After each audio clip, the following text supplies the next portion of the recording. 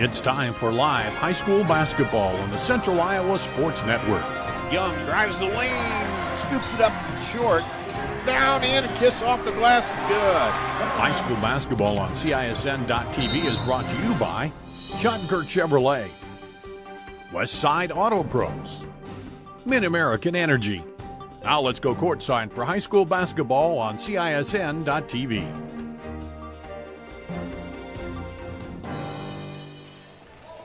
Well, the sun is still out, and when we come to the arena, that means we're getting to the end of the season. That means we're coming towards the final games, and we're getting ready to actually play some basketball. It's been a long week for teams. It's been a long 2 weeks for teams, players, and coaches as they try to get games in around storms and then colds and polar vortexes and whatever Andy Pollock throws at them. Hello, everybody. Paul Yeager alongside Andy Pollock here on CISN.TV. Glad to have you in tonight. And Andy, make you answer right away. How hard is it to not practice and try to play a game? Oh, it's so hard. Maybe it's not as hard as what I think it is. As a coach, you think of everything that can possibly go wrong. You think it's hard to be positive as a coach when you don't get a chance to see your team for multiple days at a time, and that's the reality of the situation here in Central Iowa. That's been the way across the entire state, across the entire Midwest. But the situation right now is that you got to say to yourself is, well, you know what? They haven't practiced either. So that's where a lot of coaches are saying right now. So the Ankeny Hawks played a game Monday night as a makeup, and they won that. And then Tuesday they had a quick practice after school got out, had to be out of the building within an hour of school getting out, so they're able to quick run through a little bit. Wednesday had to go dark. Yesterday we're allowed to play because the reason there was no school was not a safety issue. It was deemed a bus issue, so that means athletics were allowed. I know there was a couple of wrestling meets and other things last night involving schools that didn't have school earlier in the day. Dowling, kind of a same scenario. But the thing for Dowling, Andy, they are going to have to quick face the reality of games that have been postponed, white it out, cold it out, whatever. This is game one where they play 4 games in 5 days. And you're going to see that a lot here as the last couple weeks of the season wind down. A lot of teams trying to fit in their makeup games, trying to get everything in as you only have a couple weeks left in the season. The deal is, though, right now, a lot of times that's earlier in the season when you want to have that. Give yourself a chance to see how you react to playing back-to-back days like you would have at the tournament later on in the season. That's not something you want to be doing at this point in the year. You want to have fresh legs going into the tournament. You want to have everybody at the top of their game. And you, in a practice setting, when you're playing 2 games a week, you can control that in practice of the legs that the girls have. You don't control that in a game setting. If you have a closer game and your starters have to play the entire time, maybe you have another team that pushes the tempo, pushes the pace, it makes things a lot more difficult right now, and it's just not something that coaches really want to have to face, but it's the reality of the situation right now. Now, there is a little bit of a method to the madness here. If you get these games in next week, you have the following week to somewhat recover because both of these teams tonight, Ankeny and Dowling, will not play until the 16th of February. They're going to go about 4 to 5 days without having a game. So, Andy, you could say this week's scenario is as good of a warm-up and tune-up for what they're going to have to do when they all of a sudden have to turn it on and go.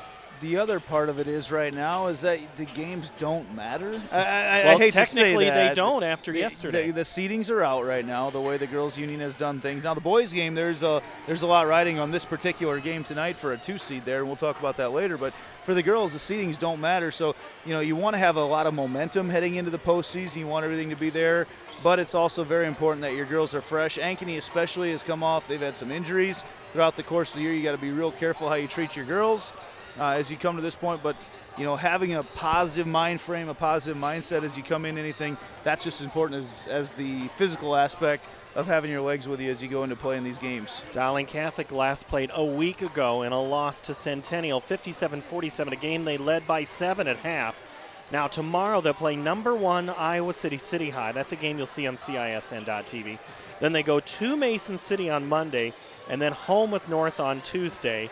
And, oh, by the way, they got to play Ames in there, too. 4 games, 5 days. And those are great games. I mean, those are great opponents. Those are 4 games City for High, sure that could Mason go anywhere. City, yeah, You know, and Dowling, Ames. we've talked about it before. The record maybe not as good as what they hoped throughout the course of the year, but with a player like Caitlin Clark that they've got right now, they're a team that has the potential to knock off anyone, and they have. They've been a team that's gone on the road, knocked off Waukee, gone on the road, knocked off Southeast Polk, 2 of the top 5 teams in the state, so you know they can go with anyone. But by the same token, you know, if Caitlin Clark's having an off night, they really need to find over these next four games, they really need to find another score to take some of the pressure off her. Caitlin Clark averages 29 points a game. In that game Friday night, she scored 40. Her team scored 47. You ever heard of something like that? Only at Dowling, only with Caitlin Clark. That's not unique. She is what makes them tick. The game plan for each game is to stop her, and it sounds very simple to put it that way. It's not easy to do at all. She's a mismatch everywhere she is on the court. If she's playing in the guard court, she's taller and stronger than everyone she goes against. If they try to post her up, she's quicker than every post player that tries to defend her, so it's a mismatch.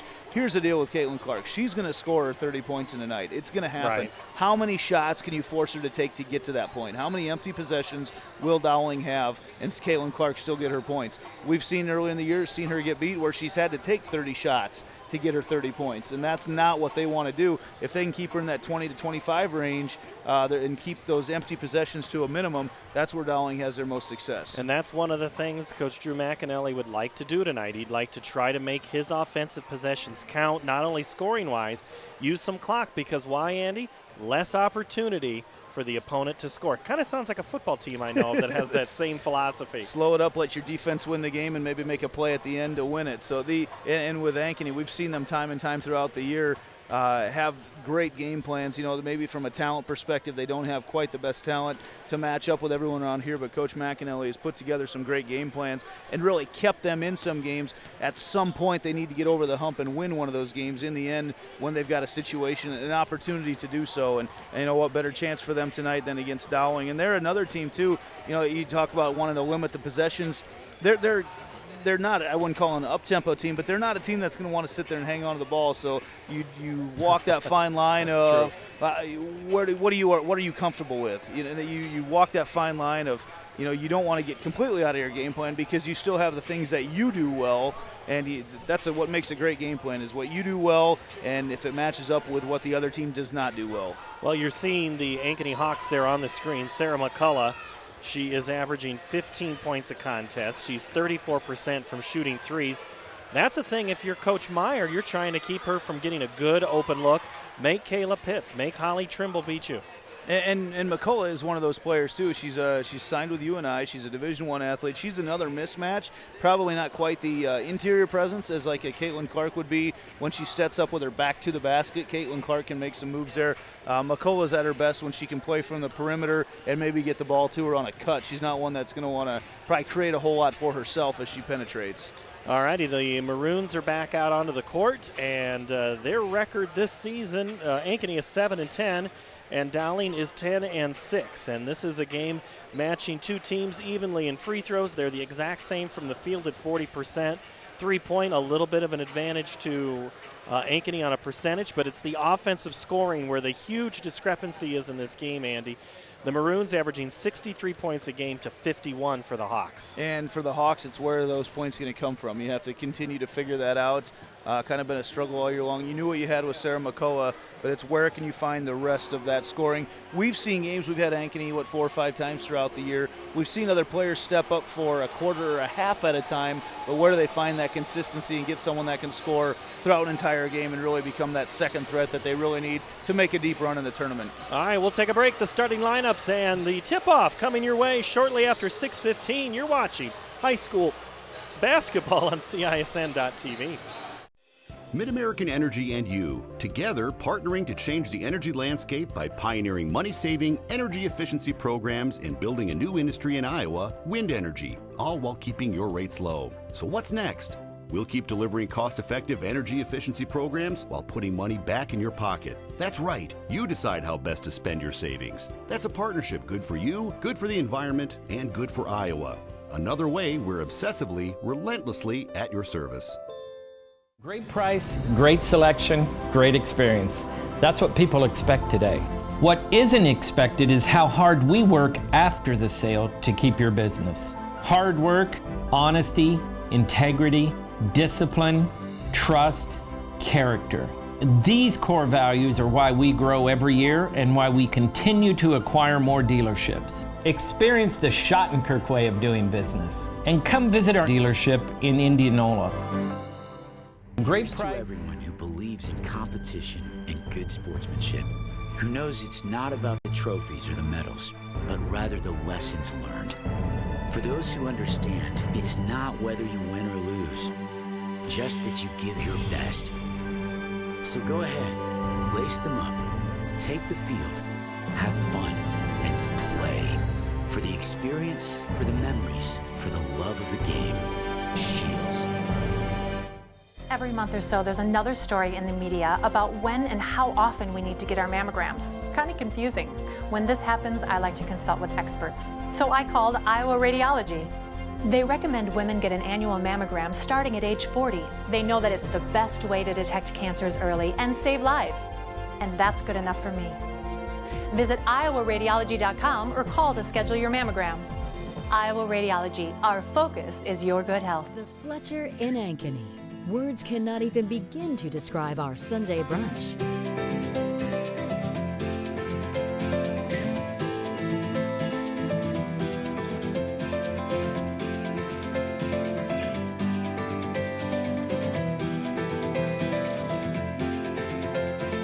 You won't find a better Sunday brunch than what's being prepared for you.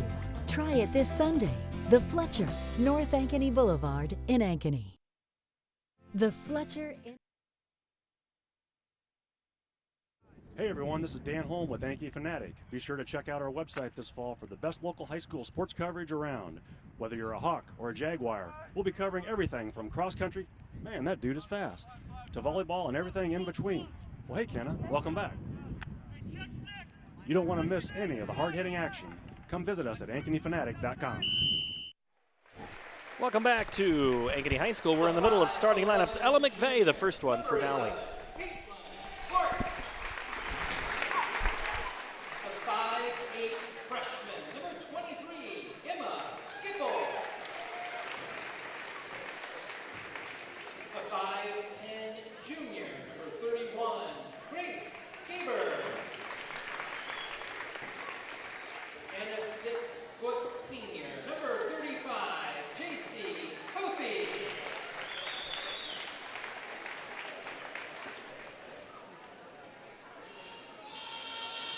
And now, the starting lineup for your Ankeny Hawkets. A 5'11" junior, number 4, Holly Trimble.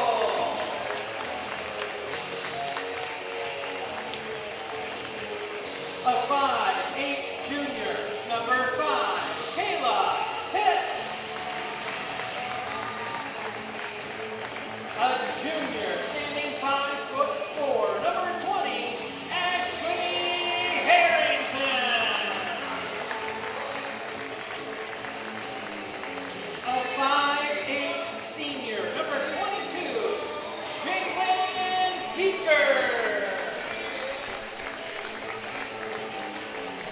And a 6-foot senior, number 25, Sarah McCullough.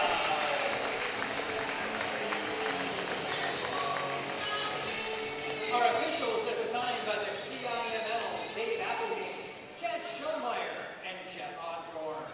Our athletic trainer this evening is Ellen Sutphin from Ankeny Physical Therapy.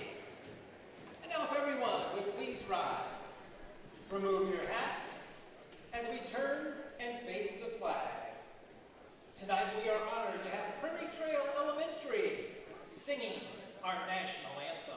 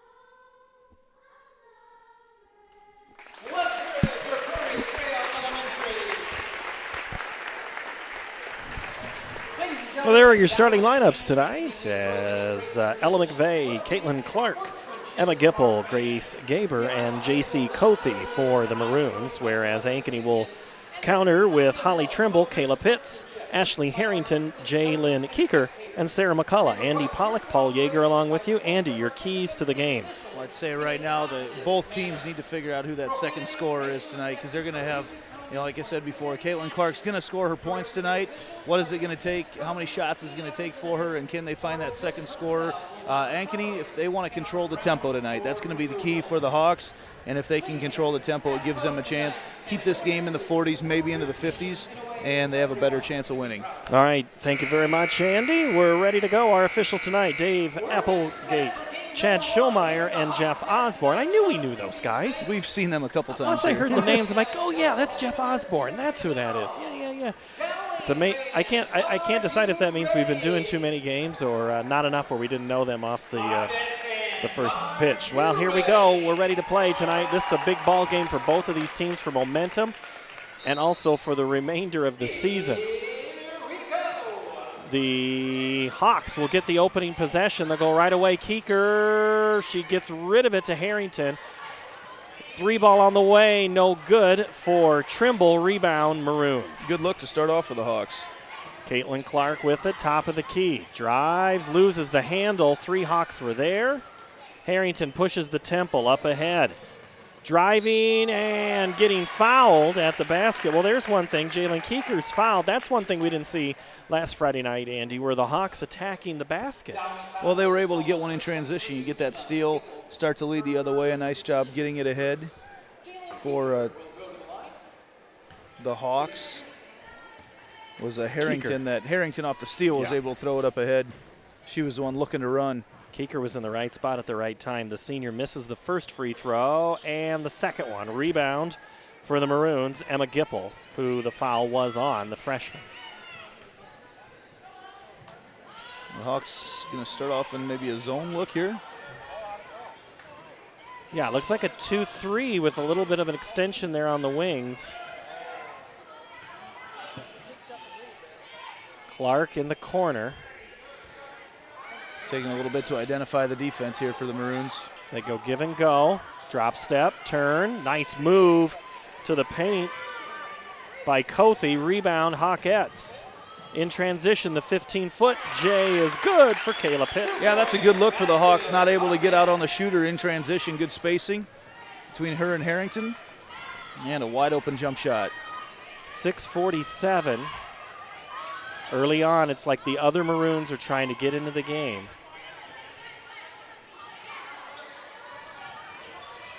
Clark step back 3. No, that's short of the 3. No good. Pitts the rebound. Had a hand right in her face from Trimble.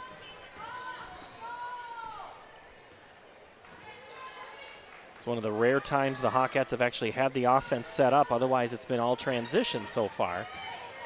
Trimble drives all the way down, travels. Yep, she got herself there, got into a good spot, but tried to almost too far under the basket. And just that little extra shuffle after she picks up her dribble. Well, and that's the thing a lot of teams have done on Ankeny this year is they've allowed them to get so far under the basket. They're like, we'll give you that pass because you're underneath the basket. Well, and Ankeny doesn't have the height that some of the other teams that we've seen, the Centennials, the Dowlings of the world, where you have multiple 5'11", 6-footers on the court at one time. They just don't have that. Cothy turnaround on McCullough. Shot is blocked. Keeker comes up with it, and she quick has a trap. Gets rid of it for Trimble. I think everyone was expecting that ball to go out of bounds, and Keeker was able to just quickly corral it. Keeker drives, kicks to Pitts. I don't think McCullough's touched the basketball yet on the offensive side. I'd say just on a block on the defensive side. Oh.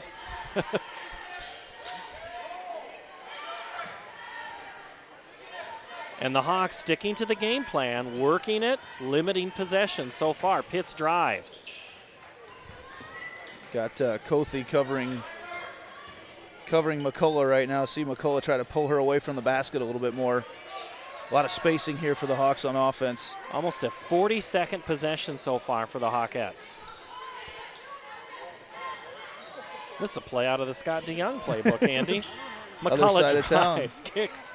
Harrington for 3. Good! Yeah, great look right there for the Hawks as they were able to get the ball to McCullough. McCullough gets a lot of attention from the defense, as she should, and swung the ball all the way across the lane along the baseline. Wide open look for Harrington to knock it down. 5-0 start to the game for the Hawkettes, who lead 5-0.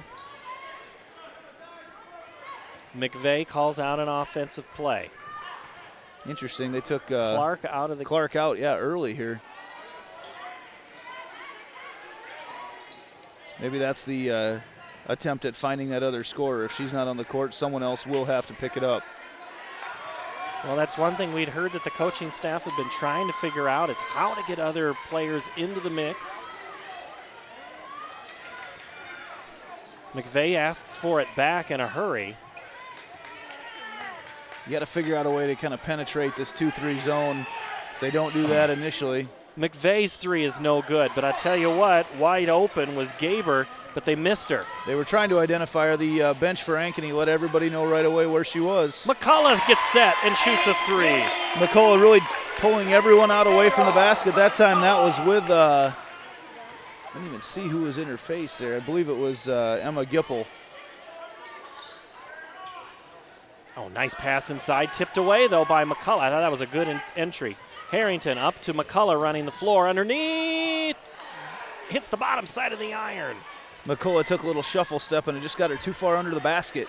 Could have been called a travel there. Oh, nice in out from Dowling. It's a lot of unsureness handling the ball. I'm not even sure if that's a word, but it's the best way I can describe it right now. Dowling, really no one wants the ball in their hands. It is now. Yeah. Clark set to come back in, as are two other Maroons. Trimble. Whole lot of real estate on that left side. McCullough, drop step, hands it to Keeker. Yeah, a little inside-out game. Almost Keeker really got a screen came from the player defending her as Keeker came around. The handoff, usually don't see a handoff happen that far under the basket. 4 of the 5 Hawks have scored so far in this game. We're going to have a double dribble. 4 of the 5 Hawkettes have scored, Andy. McCullough a 3, Harrington a 3, Keeker and Pitts with deuces. That's balanced scoring. It is. We've seen Ankeny get out to fast starts like this before. We'll see if they're able to maintain the intensity. You know, they're doing a really nice job on the defensive end so far. They've got Dowling completely baffled in that zone that they're running right now. Well, we saw Ankeny run out a lead against Centennial, and then a timeout was called. Coach Meyer didn't call a timeout. Knows her team. McCullough for 3. Front rolls back good. This is all Hawks early on, and no one wants to come out and cover McCullough right now. You see Najak Tong is on her, but she doesn't want to come out of the lane a whole lot. 13-point advantage. Clark just drives and says, stop me. Clark is for 2. And that's what they're going to need against this 2-3 zone. Get her to penetrate, and then you can free up some scorers as well. That ends a 13-0 run for the Hawkettes as we're under 2 minutes in the first quarter. Harrington drives, kicks. McCullough thought about it. Trimble will. Rebound. Tobias, who's into the game. Along with Clark, Nai Tong, and that'll be a foul on Keeker. See just a constant contact that they've got with Clark down there, and a lot of it is Clark actually initiating the contact, but there's never the arm shiver or anything like that you might lead them to call a offensive foul. She's constantly, very physical player, constantly working her way to the inside. Clark, Rodriguez, Simplot in there. Rodriguez to inbound it. Tong was there but denied by Trimble, picked up by the Maroons and Simplot. Clark for 3, steps into it. McCullough the board. I think McCullough's got about 4 rebounds. Clark, that's a pass you don't make around Caitlin Clark. Oh. She had a wide open look to the hoop. You take it. Well, it's like what we talked about. Yeah. Harrington tries to save it. Yep. Yeah, Vacek had a chance. So she had a wide open layup coming in, but just looking to get rid of the basketball rather than become a scorer. Abigail Johnson, first time we've seen her in quite a while. Abigail Johnson hurt the foot before Christmas. Is that Ames earlier this year when they played him the first time? Well, yeah, I thought it was before Christmas, but because on when she got injured, but it might have been right away there in January because they said she'd be gone for the rest of the month, and here we are on the first day of February. She played 2 quarters of JV, did some practice, feels ready to go. Johnson, before the injury, averaging 11 points a contest. Another one of these sophomores for Coach McAnally. Oh, Andy, I think we spoke too soon about the pep band. Wondered when they would be here. Man, I see instruments in the hallway. I love it.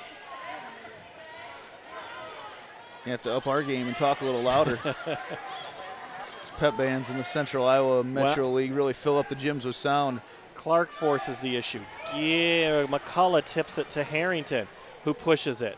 Again, Pitts had Vasic for a moment, or Vasic.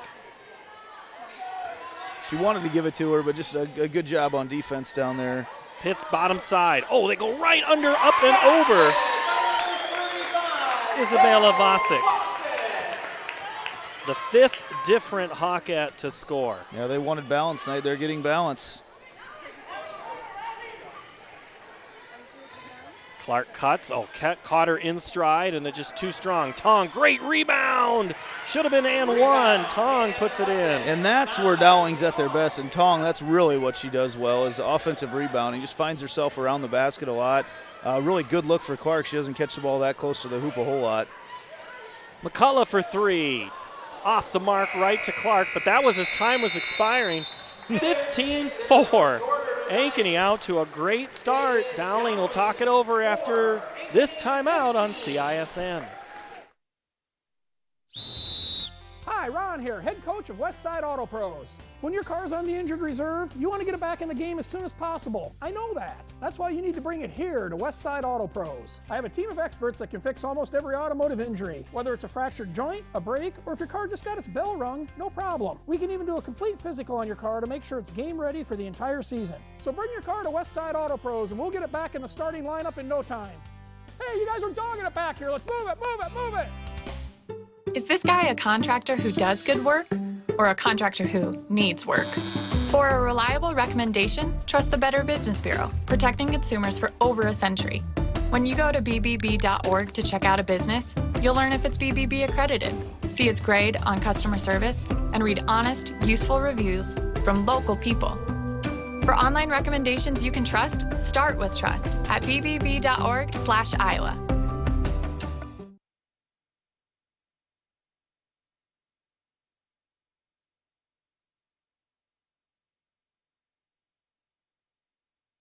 Oh, hi, welcome back.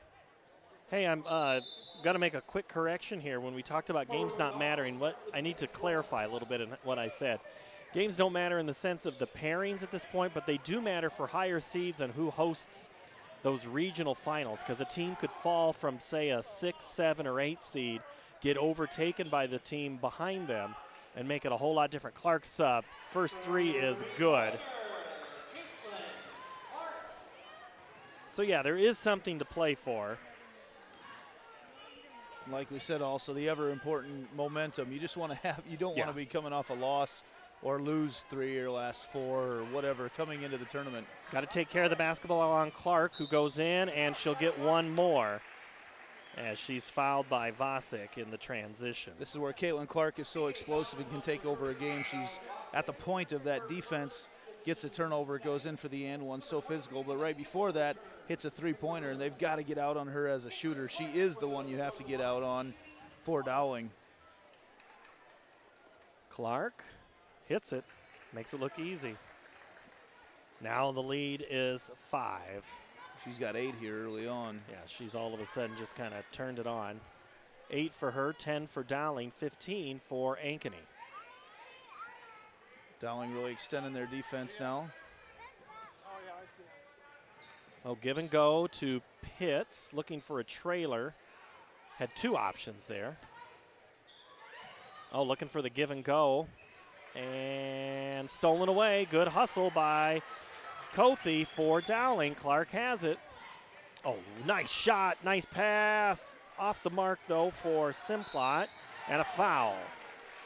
End of the first at Southeast Polk. It's Waukee 25, Southeast Polk 18. So much for what we know about a lot of things. scoring there. So we know we won't have one trumpet tonight because Yeah. they'll be busy with Southeast Polk. That's a huge game. Jackie's over at that game. She'll be with Pat Curtis tomorrow at 1 o'clock. Dowling and City High as the first free throw is good by Gipple. You know, going back just a couple seconds, Dowling on that break, and it's become a big thing in basketball lately on the break. You're not necessarily looking for a layup. You're looking for that open shot. And you saw Simplot work her way right to the corner for an open three, and that was a great look for the Maroons. Oh, McVeigh had an open look. Rebound again by the Maroons. Everything's short for Dowling tonight. Even the shots by Clark have been short. Just don't have their legs under him so far. Clark drives, gets around Trimble to score. What a spin move with a kiss off the glass. Goes up strong, nice soft finish. Just like that, the lead cut to 2. It was a 13-point advantage, an 11-0 run.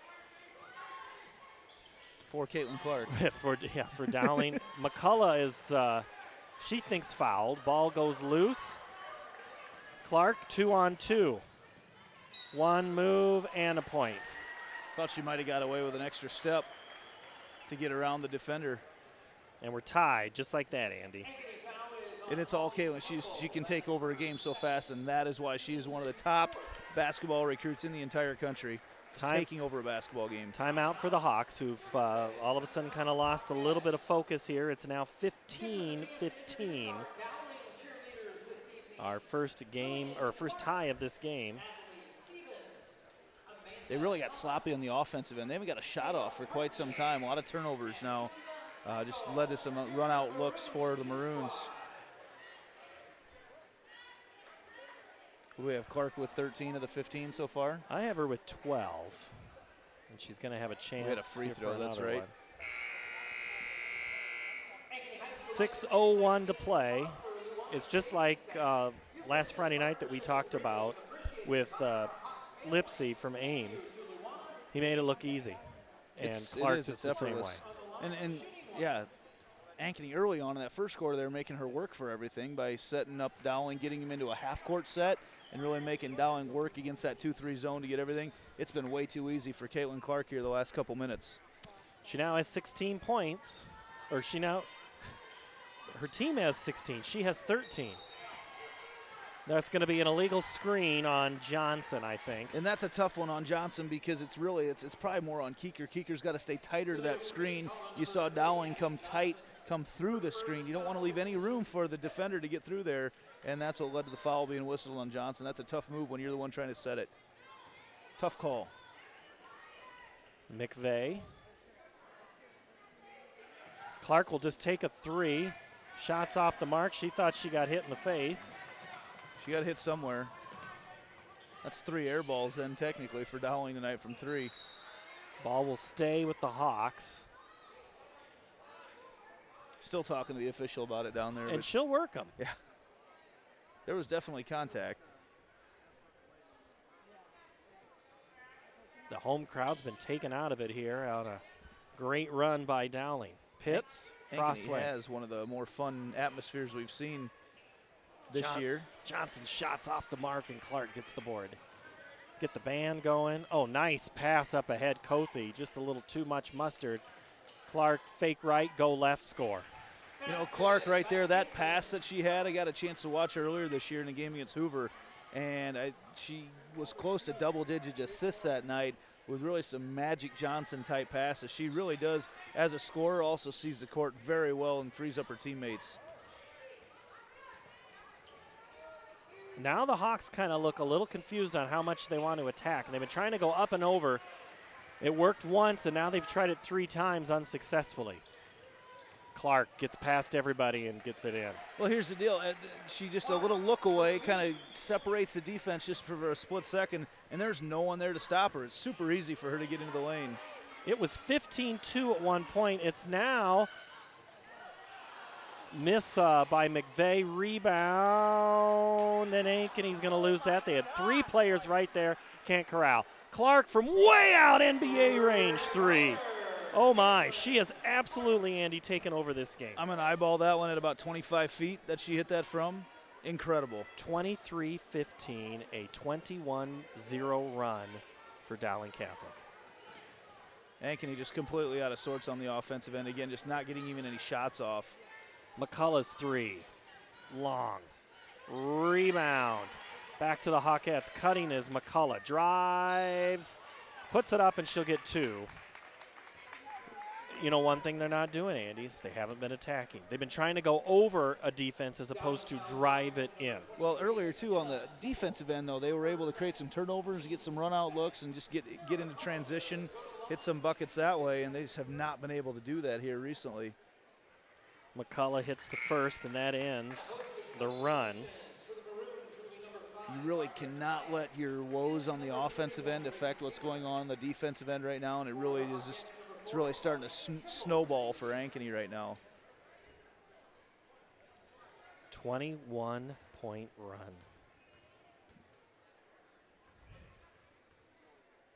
McCullough gets the second one to go. Hawkettes now with 17, lead back to 6. This game far from over. Corner shot, now Tong on the cut. Boy, the Maroons, everybody touched the basketball on that possession. Rebound, Hawkettes.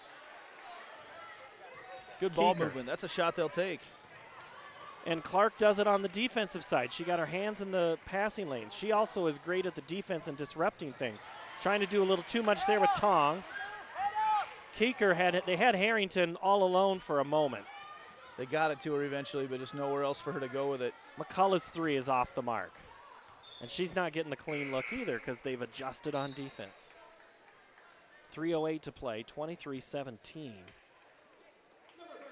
Could really see from up here Clark running that last break. It was 1-on-4, 2-on-4, but she had the idea that she was going to get it down low to Tong. Keeker, though, able to drop into the passing lane, cut it off. Rodriguez into the game. Three-pointer on the way, no good for Gaber. Hawkettes clear it. Oh, they had Trimble, drives. Clark just playing center field in the paint. Three ball on the way, no. For Trimble. So versatile, they can put her anywhere on that defense right now as a rim protector. Clark in transition right at the free throw line scores. This is effortless right now for Caitlin Clark. I mean, they've got no answer for her. I don't think many teams have answers for her. Pitts. And the Hawkettes also have kind of picked up their pace, which is going away from what they were doing in the first quarter. Right now, this is a spread out offense. There we go. That's where they want the ball. Looking for cutters, but all they've got so far out of it right now is those long passes over the top. And Dowling's really adjusted to it, sagged off.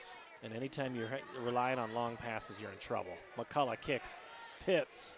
Good. We saw the Hawks have success with that same look earlier on. You know, you get McCullough to head to the baseline on this side, really forces the defense to rotate, and that left Pitts wide open on the left wing. Lead cut to 5 as we approach 90 seconds left. Oh, wide open Simplot in the corner. No. Tong just stuck her left hand out. That was Gaber on the miss. Clark drives around, blocked by Vasic. Clark kind of got stuck. I'm not sure she knew exactly what she wanted to do with the ball. Once she got into the lane, that's one of the few times that you see any sort of hesitation from her. Well, McCullough will get a little bit of a break here, as will Harrington. Oh, Clark. Rodriguez. That's Gaber. Oh, see that. Dowling trying to run the cuts too, and that time they were close. Yeah, they're working on a little 2-on-2 game on the inside, kind of play 3 out, 2 in, and let the 2 really extend that defense and play 2-on-2 down low. And good job by Ankeny on the defense there with Vasic. Clark the touch pass and score.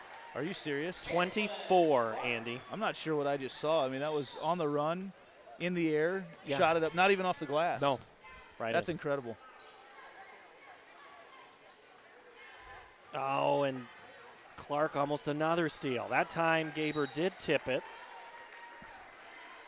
Grace Gaber, the junior. You know, there's been times I thought Caitlin Clark, throughout her career, that I've seen that she's forcing it tonight. She is just, it's so smooth.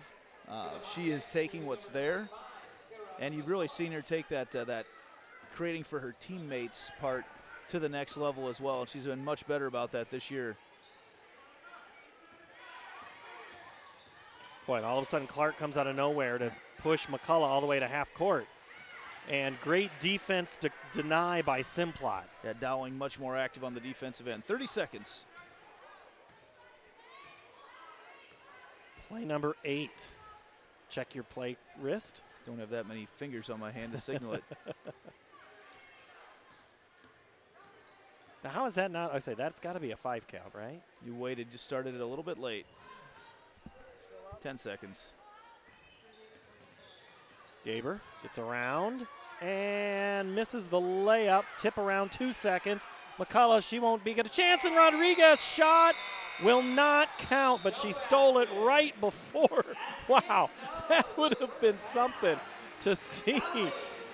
Dowling goes on a huge run here, and they will lead at half 27-20. When we come back, we'll talk with our friend Tom Wilson as the Maroons go on a 23-5 run here in the second quarter. We'll talk with the activities director at Dowling Catholic. I've got a few questions for Tom when we come back. You want to get stronger, faster, healthier. You want more. You want to be part of something bigger than yourself.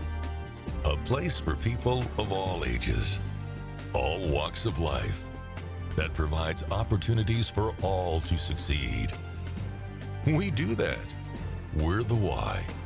Build more than muscle. Build a stronger community.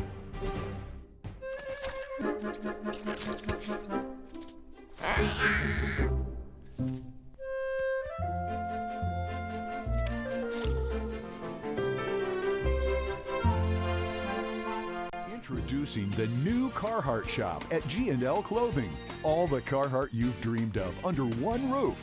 Some call it Carhartt Heaven. Stop in today and see for yourself, but be prepared to stay for a while. The new Carhartt shop at G&L Clothing. Open 7 days a week, 1801 Ingersoll. Online at gnlclothing.com. G&L Clothing. Your size, your style, we've got it all. Great selection, great experience. That's what people expect today.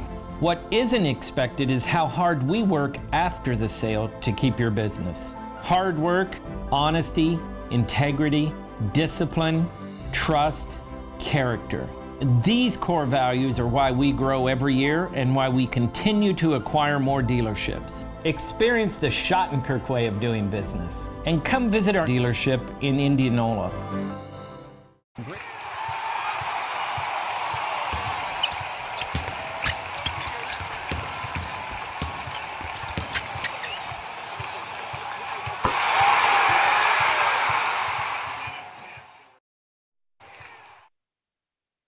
Welcome back to Ankeny High School, and we're going to do a live on camera. Hi, Tom. We got to put you on TV. That's in your contract, I think, isn't it? Okay, that's fine.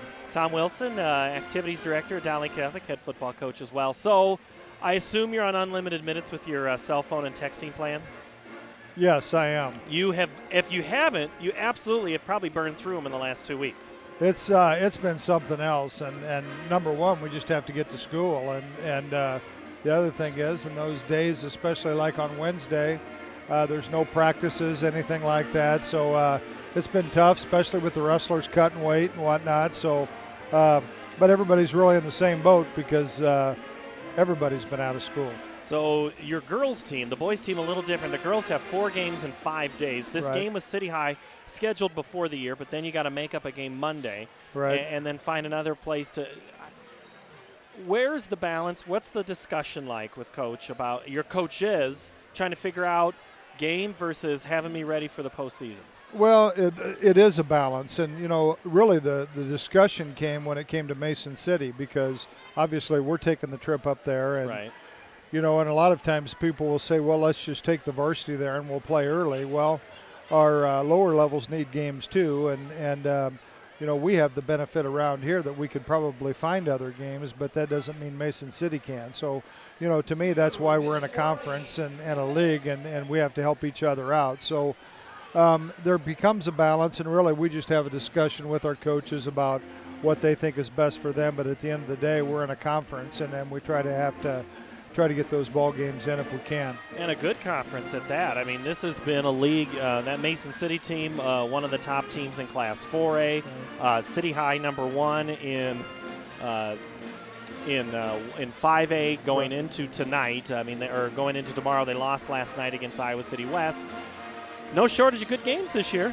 No, and in talking to Kristen and looking at brackets and things like that, we've taken some losses, and it's taken time for this team to gel, but they will be battle tested. And so it should be fun to see them still continue to make progress and see if they can't go on a run in the postseason. Now, I get a little bit of a blinders on when it comes to the girls' side of things, but I know the boys are still trying a new policy procedure of trying to figure out, we know who the sub-state is, but you don't know who your opponent is. Has that changed yet? Kind of walk me through what that process is as they try to figure out who they're going to play in the postseason. Oh, really, it comes down to the seeding, and the coaches obviously get together to figure out what the seeding will be. This game tonight, really with our boys, could have terrific ramifications. I think it's far and away that Valley is the 1 seed with that, but I think the winner of this game tonight would at least get the leg up to be the 2 seed within that group. So then they're still doing the debate? Yes. Is that the best word to use for it? Yeah, there's still games to be played and seeds to be won. So obviously we'd like to be the 2 seed, but that would require us to beat a good Ankeny team tonight. So trying to get things in, Wednesday no school. In the old days, in fact, I'm going to call you out a little bit. In the old days, somebody from Dyke was tweeting about you the other day, saying something about a Sunday practice where it was wink, wink, coaches practice, captains practice, whatever you wanted to call it. Those days, you can't really do that now when it comes to safety when it's cold weather like this, right? That's correct. And you're on the record, remember to that. set the record straight, that was when I was walking my dog and they happened to be having practice. That's exactly how it was referenced, too. He had to go walk his dog.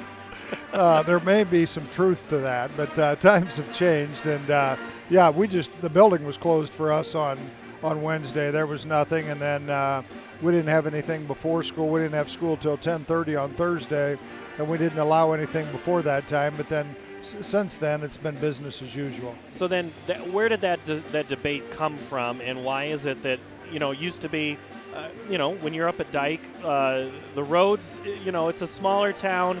The kids are traveling far. They're traveling far to come to your school, too. It's not like it's all any school. I don't mean yours in particular.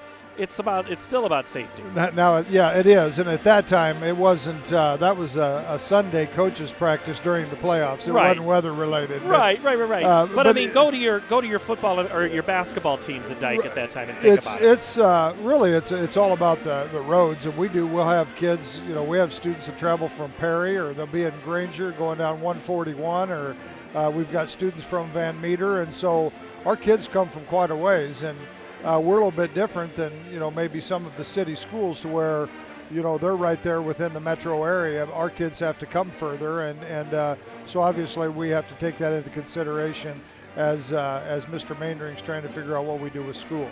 So are you looking at the weather, or are you allowing somebody else to look at the weather to help in that discussion? When it just comes to school, I have nothing to do with it. So that's all Mr. Mainring. I think he talks to Dr. Ryan. I'm sure Mr. Bossum puts his 2 cents in, and we go from there. Then once decisions are made, we have to make decisions of what we can do athletically at that point. All right. You got any coaches clinics coming up that you're doing?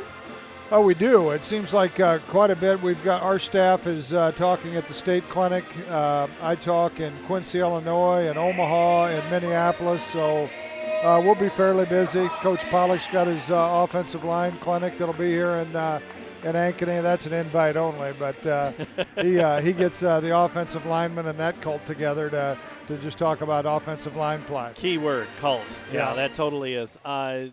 people want to talk to the head coach of a 5-time state champion in a Well, row? 6? Yeah, they 5 plus 6. See, they just, I mean, come on, Andy. You know, a lot of times I like to let the assistants do it. I've been doing it for a while, but you know, I've got some connections at all the places of which I'm going to talk, so I've decided I would go do that. But most of the time, I like to let the staff do that. Yeah, well, that's the way it works, and you've had a good staff that, except for the offensive line, assistant coach, and then head coach, whatever, he's fine now. But, yeah. All right, Tom, I appreciate it as always. Thank you for coming over. All right, guys, thanks. Good to see you. We're at halftime. We're back with second half after this. Hi, I'm Chris from Fireplace Superstore. You may have noticed it's starting to get cold outside, and if you're like a lot of folks, that old fireplace in your house isn't doing you much good. You need to replace that thing with a high-efficient gas fireplace from Heat & Glow. We're going to come in, take your old wood or gas fireplace out. We're going to replace it with a warm, cozy, high-efficient, easy-to-use fireplace from Heat & Glow. That'll be the best thing you ever did to your house. Come see us today, because nothing's better than a warm fire on a cold day. Hi, I'm Chris. Words cannot even begin to describe our Sunday brunch.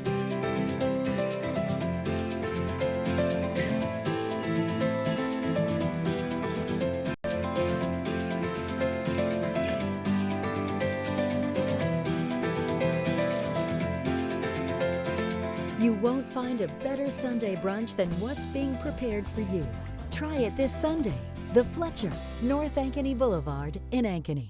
American Energy and you, together partnering to change the energy landscape by pioneering money-saving, energy efficiency programs and building a new industry in Iowa, wind energy, all while keeping your rates low. So what's next? We'll keep delivering cost-effective energy efficiency programs while putting money back in your pocket. That's right. You decide how best to spend your savings. That's a partnership good for you, good for the environment, and good for Iowa. Another way we're obsessively, relentlessly at your service. Second half basketball, really, Andy, it's easy. Caitlin Clark, 24 points. The Maroons, 27. The only people not to score, Nai Tong had 2, and Gipple had a free throw. You got to stop her if you're coach. It's easy Ankeny, to talk right? about it up here, but it's hard to do. She has is done on fire incredible tonight. plays. Yeah, she scored every way possible, really, in the girls' game. We've seen it inside, we've seen it outside, we've seen it off a tip from 6 feet away on an inbounds play. I mean, we've seen it every way. Runouts after creating her own looks on the defensive end. Hawkettes will put it in, down by 7 as we get ready for quarter number 3. Maroons go on a 23-5 run in the second quarter and lead by 7. McCullough, Trimble, Pitts. Let's see, that's Harrington, and right there with the floater to go is Kayla Pitts. Also on the floor is Jalen Keeker. Everyone kind of kept backing away from Pitts as she penetrated. Kept waiting for someone to step up and stop her, and they did not. Cuts the lead to 5. Inside pass. Keeker fouls Clark. She knew she did it right away, too. When the smile's big and you can see it from here, you know. Just doing whatever they can. The best way to stop her is to not let her get the basketball. Well, and they tried denying her right there. Shot no good. Clark tips it into McCullough's hands. Running it. Pitts up ahead. Fouled. So again, attacking the basket, Andy, on these 2 possessions. And that's where we saw them have success in the first half. Just not able to really get looks at all in the second quarter. Grace Gaber, the foul, her first. And really, I only have 3 team fouls against Dowling. And it has been a pretty physical game. They've let them play, though. I wouldn't say anything too egregious. And 3 fouls in 2 halves on Ankeny. You're right, Andy. Yeah, it's been up and down, good pace. We've seen this crew before. They do a nice job of letting things go. Hits the free throw. Lead down to 4. Clark drives in transition, fouled. Almost able to finish that one as well. You see Clark taking the ball as well, right to the hole. Both teams, it's clear what their talks were in the half, was to take the ball at the basket. Clark, a 77% free throw shooter, as whistled for the foul is Keeker. It's her Clark third. makes the first. Oh, it is her third. So I was off one on that before. Clark makes them both.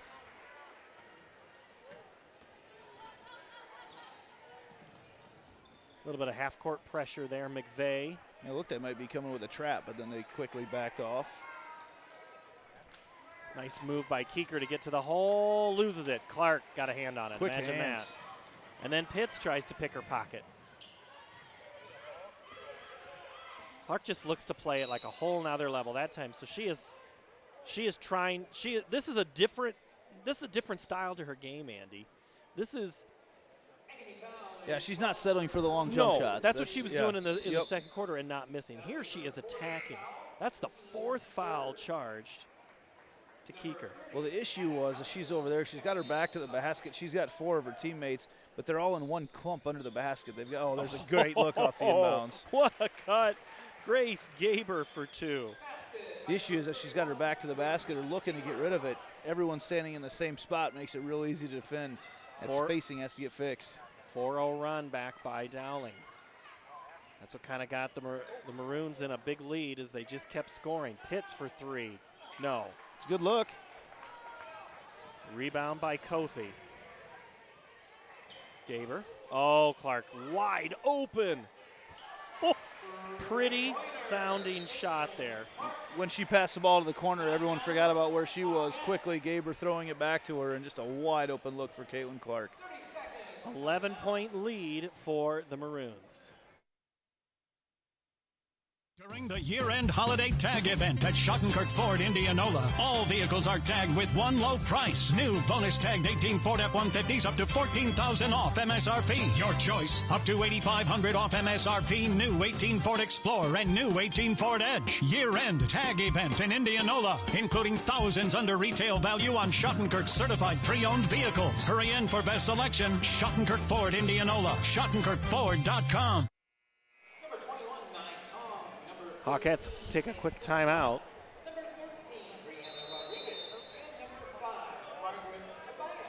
Caitlin Clark I have now for 29. She scored 40 last Friday. I don't know if she's ever, hopefully we can get someone to tweet at us or get some confirmation from the unofficial Dowling SID, Mark Amadeo, up here later on about what her career high is. All right. Kayla Pitts trying to keep her Hawkettes in. Another 3 for Pitts. Wow, what a pass down low to Tong. Tong misses, tipped to the Hawkettes, retained by Harrington. Clark made that pass from 30 feet away. Tong didn't even see it coming. Wide open. Harrington. Johnson. Clark again. Hey, I don't know how many steals she has tonight, Andy, but steals and rebounds. She forgot the basketball. Oh, wow. That little stutter back to the left. Yeah, and turning to the right and shooting with your right hand. And just kind of a nice, easy toss at the basket. Nothing but net. 10-point advantage for the Maroons. Harrington drives, gets past Rodriguez. She just tries to force it, and handling it is Simplot. Clark, transition 3, good. I feel like we're watching the NBA All-Star game back in the 80s with Magic Johnson and Clark had 33 the Jordan. last time these two teams played, and she's done it now here with 4.5 to play in the third. Trimble's shot is short.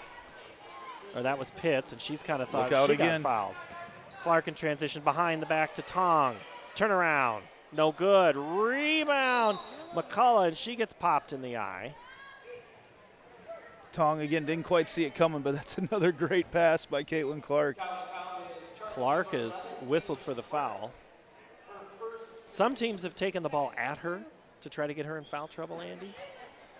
It's interesting to see there, Caitlin Clark and Sarah McCullough sharing a little joke at center court. Two ladies who have a lot of respect for each other's game. Clark pushes the tempo, trying to find Tong in stride. Nice pass, leaves it at the door for Simplot. Caitlin Clark on a totally different level than everybody else here tonight. That time creating with a long, just right on the money, perfect pass. Looked like her brother used to be playing quarterback for the Maroons. Harrington, the left-hand floater. How many years ago was that? That was just 2 years ago that Blake Clark was a quarterback for Dowling. And I forget, is there one more, Clark? I don't believe so. I think that's it. Caitlin's shot is off the mark. Tong up ahead. Johnson and Rodriguez locked in. Johnson in transition scores. Yeah, good finish. Way to look ahead for the Hawks. Good look there. Back Back to 11-point lead for Dowling Catholic. 3:30 to play, third quarter. So now the Hawkettes almost double teaming Clark. Well, they have to. It's just crazy that you talk about feeling it. It's incredible what she's done so far tonight. Dowling will play City High tomorrow afternoon. Clark 3, short. Rebound out to Dowling, thanks to Meg Simplot. Oh, nice cut underneath by Sarcone, and the shot's off the mark. Sarcone, I think she was ready to battle through some contact and didn't get it. Johnson, transition, short. Sarcone the rebound.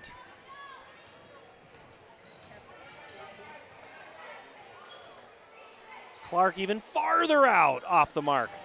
Tong has it taken away by Johnson. Up ahead, Harrington. She's got two trailers.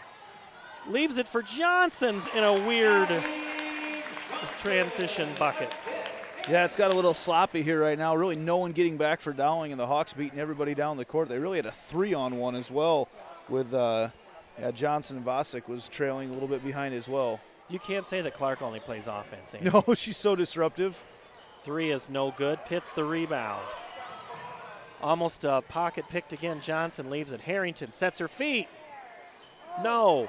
Johnson chases and corrals. Harrington again. This time it's good. 2 in a row, 2 good looks for Harrington, and Dowling going to need a timeout as well right now because this Dowling is really slowed up. Now it's the Hawks that are operating at a little higher gear. Lead cut to 6 on CISN.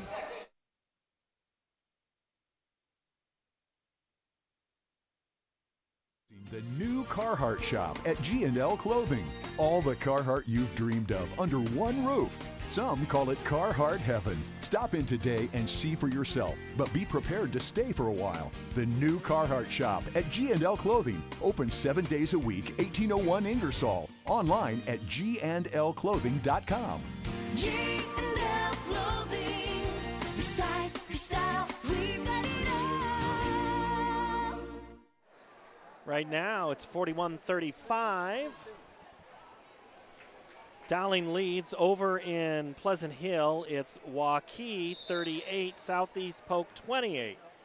They're in the third quarter. What did you say that score was again? It's a 10-point advantage for Waukee. It's anybody's game over here. 5A's wide open now. Anybody's game.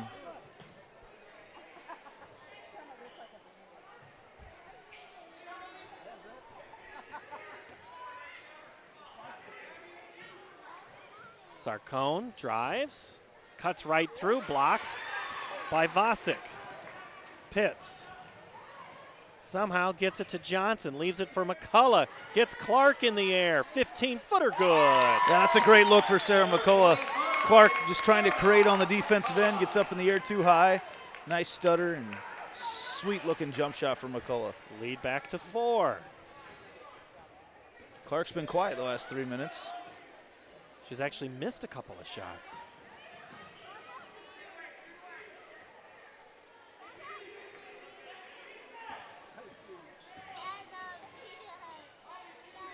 Sarcone cuts the distance, misses. Rebound, good box out by Ankeny. Johnson, 2-on-1. Up ahead, Pitts. Lays it in. There is no one back on defense for Dowling. The Hawks beat everybody back down the court.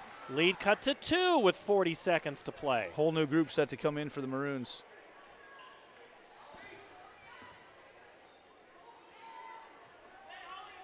Clark.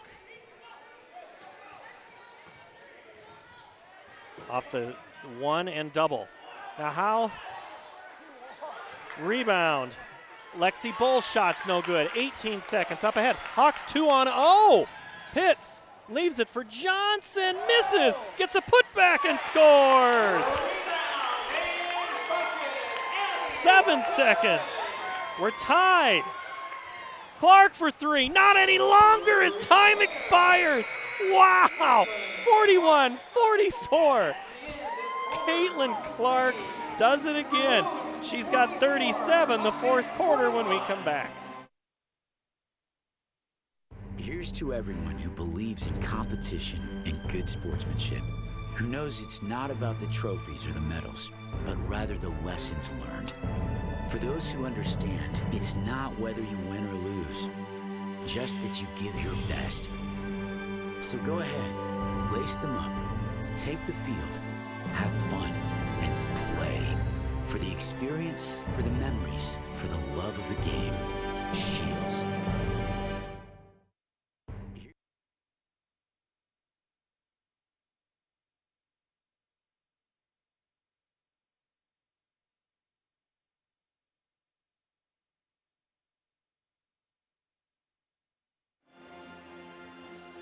Coming up tomorrow at 1 o'clock on CISN.TV, it'll be number 1 Iowa City High, defending 5A champions, coming to Buffalo Road and Dowling Catholic for a girls-only contest. We'll have that on CISN.TV.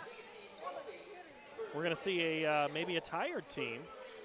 Caitlin Clark starts the fourth quarter on the bench, but only just to get a breath. Margaret Tobias with the basketball for Dowling Catholic. McVeigh. Clark has 37 points, Andy, including the 3 at the buzzer as time expired in the third quarter. All the momentum was with the Hawks coming up to that point, and then Clark hits just that dagger at the end of the third quarter. That's the best way to describe that. That was, how long do you think she sits here? Maybe another 13 seconds. Next dead ball. Question is, where does the scoring come from when she's not in? That question has not been answered tonight. No. Nice kick for 3. No. Good hustle, McVeigh. Swatted away. Oh. Couple of good defensive plays almost happening. McCullough for 3. Good. Good look again, that transition. Dowling just not getting back on defense. Getting some great looks for the Hawks. McCullough now with 13. We're tied at 44. Nice drive. No good. McCullough is going to be fouled by J.C. Cothy. Yeah, that's really not a good foul for Cothy. It's one of those almost frustrations. You're standing there behind the player. No one in any real sort of foul trouble right now for Dowling, though. All right, so if you're Ankeny right now, Andy, are you driving or are you taking time? Absolutely. You don't have a shot blocker in there if you're Dowling right now. You want to try to get the ball inside. But are they identifying it? They're working it on the outside. Pitts kind of gets stuck. Johnson creates some space and gets the home court roll. Finds about every part of the basket before it trickles in, the 15-footer. Little step back look. Johnson. And it's a 2-point advantage for Ankeny. They have not led since early in the second quarter.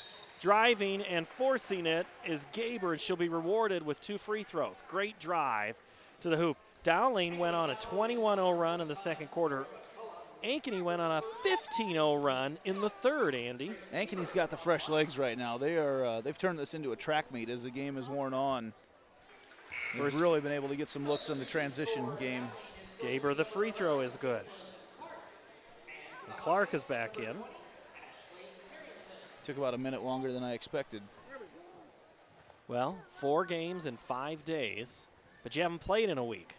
At this point, you're not thinking of that right now. Nope. You just got to win. You got to take it one night at a time. I know it's an old cliche, but that's the only way to attack it. Otherwise, all of a sudden, one game turns into 2. One bad game can turn into 2 bad games. 1 loss to 2 losses. You just got to take each game, each possession as it happens.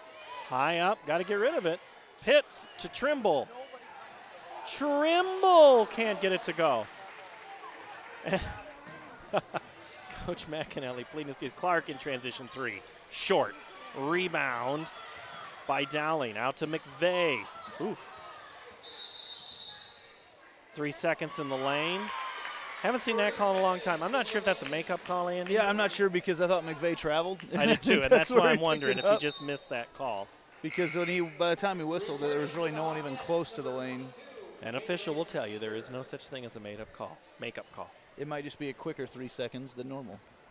But how many times have we sat in the gym and we've heard 3 seconds? You'll hear it tomorrow. Oh, yeah. Oh, yeah. You might even yell it tomorrow. I stay away from that one. That's it, because I know my girls do it just as much as everybody else. I'd rather not have them call it. Tied at 46. McCullough 3. Good! Great look from McCullough coming back off the screen, stepping back. Not really catching it going towards the basket, almost stepping away, but great rhythm, able to knock it down. Oh, I thought McVeigh hit it. McCullough gets the rebound and then throws it into the bench of Dowling Catholic. Yeah, and they were ready to create a 2-on-1 fast break. Oh. Oh, and I thought McVeigh's 3 was going to go. Woo, it's a good one here.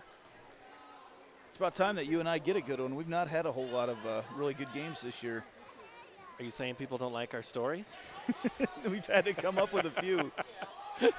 Clark, 3. No. Rebound. She's looking for the foul. And now she's going to steal it any way possible.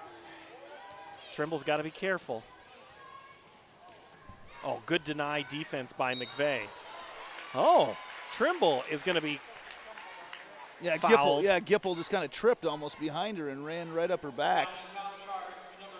So that'll be the 4th team foul at 4:58. 3rd foul on Gipple. Oh, they find McCullough tied up. Jump ball. It'll stay Ankeny. Interesting that the call got made from back here. It had to be something. Once she started pull away, it was either that or a travel, and I think he gave her the benefit of the doubt. Because they found McCullough on the cut. Good defense there by Dowling. Pitts. Oh, wide open Trimble. Good. That's a big shot right there, Trimble. Her first 3 of the game, her first points of the game. 52-46. Loose ball. Clark gets it in the lane. Misses. Rebound. McVeigh.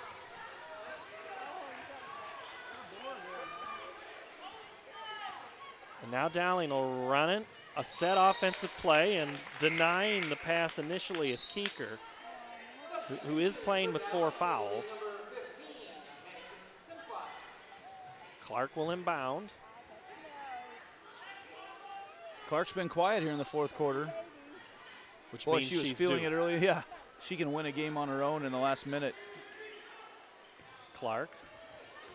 We think her career high is 47. McVeigh 3. No. Trimble cleared out room for McCullough to get that rebound, and then almost thrown away it is. It's going to be off of Ankeny. Oh. Thought maybe, Ankeny's got to take care of the basketball. We're sitting by Amanda Kinzenbaugh, the assistant coach for Ankeny, her parents, and hearing a little bit on Andy's mic, so when you hear a coach's parent talk, it's always kind of fun.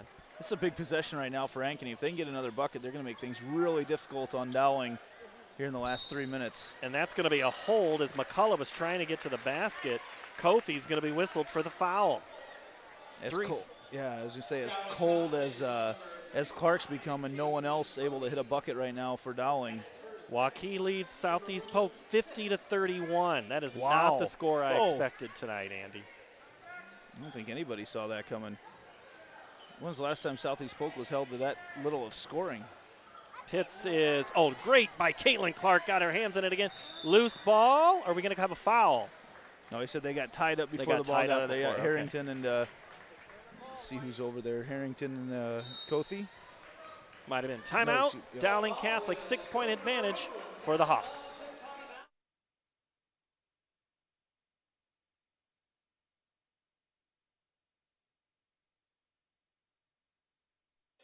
Mid-American Energy and you, together partnering to change the energy landscape by pioneering money-saving, energy efficiency programs and building a new industry in Iowa, wind energy, all while keeping your rates low. So what's next?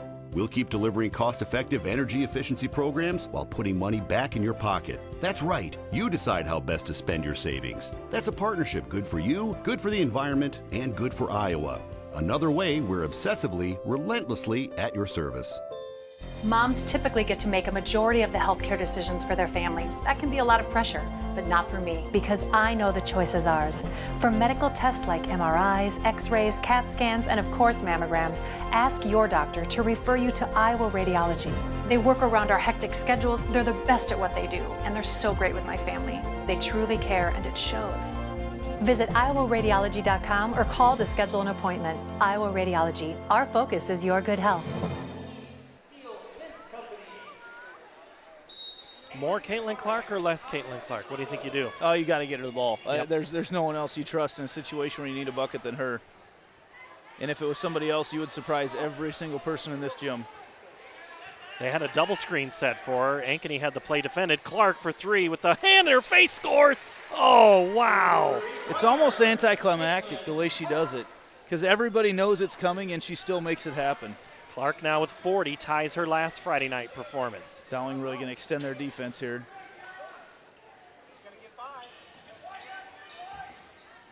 Harrington stops. She said, look to shoot. McCullough on Clark. Little pick and roll, and Clark had it defended well. Harrington creates. You know, you can allow that baseline move if you've got help coming and the help from Simplot coming over just a little bit late. All she could do is reach in and grab an arm. Oh, Simplot whistled for it. 2:42 to play. Hawks lead by 3. They trailed by 7 at half, and the first free throw by Harrington is off the mark. She's normally an 81% free throw shooter.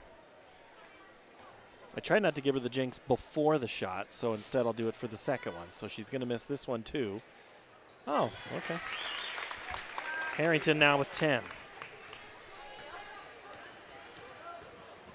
3-point advantage for the Maroons. And it's almost gone in the blink of an eye.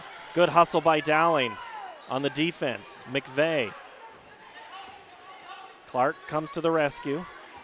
Head fake early in the first half. She makes a move on that, but I don't know if she's tired or not. Oh, wide open. Take the shot. Clark will, and that is short. McVeigh, good hustle, and throws it into the second row of the bleachers in front of us. Clark doesn't really have her legs here late in the game. Long shot to take. So you do have to, again, go to that whole create thing and You're gonna drive? have to. You're right, yeah, you have to. You can't rely on the legs late? Well, I mean, you will. Didn't have the momentum heading into the shot, and it's a long ways away from the basket. She's got 2 girls on her most of the time when she's got the basketball. Dowling really going to have to attack on defense. Pitts has been huge for him in the third quarter. Harrington will drive and miss. Rebound by Gaber. I'm not sure you need that shot that early there. Harrington just a little antsy. Clark. She's got it. She takes it. She makes it. Wow. There's no identification as her of a shooter. She's got 40 plus. You've got to have someone on her right away.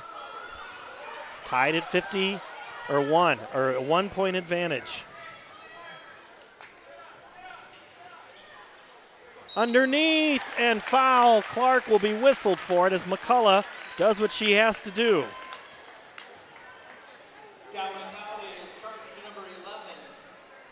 Clark now with 2. 1:26 to play. Hawks by 1.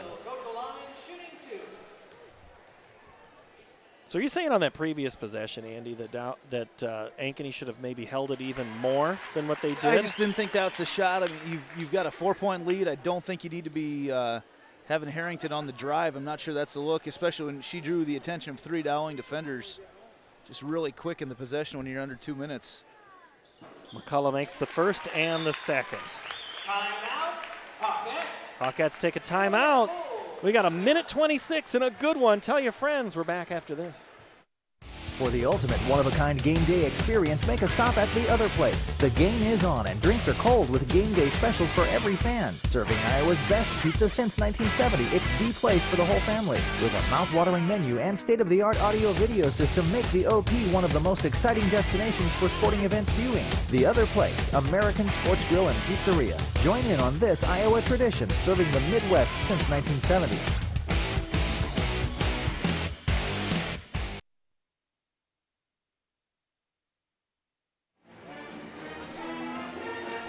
Bom, bom, bom. 1:26 to play. Ankeny by 3. Timeout after the free throws. This was 44-41 Dowling after 3 quarters. We've had a good second half. It's been, very exciting. It really started that third quarter was all Hawks. They were able to get it into a transition game. Really kind of took Dowling's legs out from under him, running up and down the court. Got some nice quick layups, really easy buckets. That's when they've been at their best tonight, is in the transition game. And Caitlin Clark's gone a little cooler here in the fourth quarter. Only with 43. Thought Ankeny might show a little bit of pressure there out of the timeout, but instead they set up a half-court defense. How long before Clark and company try to take a shot here, Andy? Here she comes around trying to get it to her. Oh, wide open 3. Off the mark, rebound, jump ball, and it's going to go back to Ankeny. Keeker and Simplot tie up. I'm not sure that's the shot Coach Clark wanted. Or, well, I call her the floor general. Coach Meyer wanted right there. No, it's a good look. But, yeah, you want the ball in the hands of Caitlin Clark there in that situation. So Ankeny has to get through some pressure. Harrington, if she has her eyes up, she might. Oh, she's going to be trapped. And they're going to call a hold on Clark on the trap. Her and McVeigh had teamed right there. Clark now with 3. And that's who you want on the line for the Hawks, Harrington. That will be her third team's foul. Team's 8th foul. Minute 4 to play. Down on the other end, it's almost a box-and-one type look that they had on Clark. Once Keeker's back in the game, she's had some foul issues, and they had her shadowing Clark everywhere she went, trying not to get her the basketball. Harrington's free throw is good.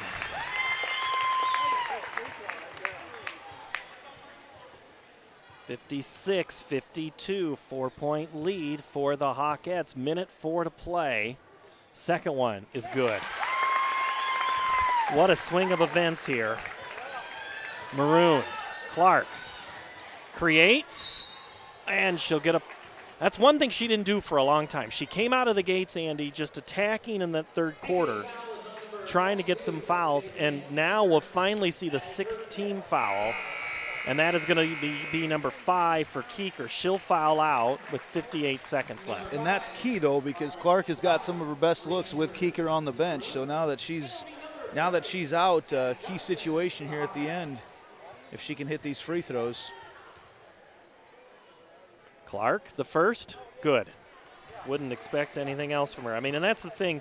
It's a little bit of unfair expectations on her. She is such a good player. Clark now with 44 points on the free throw there. 77% on the season. She makes them both. Now with 45. And for the first time in my book's history, I've run out of room. Facing some pressure. Do you need an extension there? I'm going to need an extension on 44. So now we know the limits. Nobody will ever score 44 points. Well, I seem to remember McCullough gets it in. Ankeny's going to have to move a little bit here. There they go. Now they'll get it across before the 10 There's count. some good free throw shooters on the court, too. So Pitts holds it. They're going to try to foul her or get it to Harrington. And they'll finally foul Pitts. 67% free throw shooter. Which isn't bad, but she's probably the one on the court right now that you want to foul.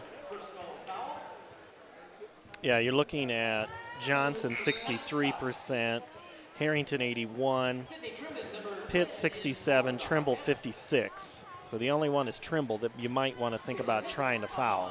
Sydney Truman into the game for the Hawkettes, the first time that she's been in this ball game. That's a big free throw. Is she in the foul, Andy? I don't think that's what you want to do right now. You can, with a 2-possession game, you can just play defense. Pitts, the free throw is good. And hits them both. Now 5-point advantage. Timeout, Dowling. Woo! 41 seconds left to play.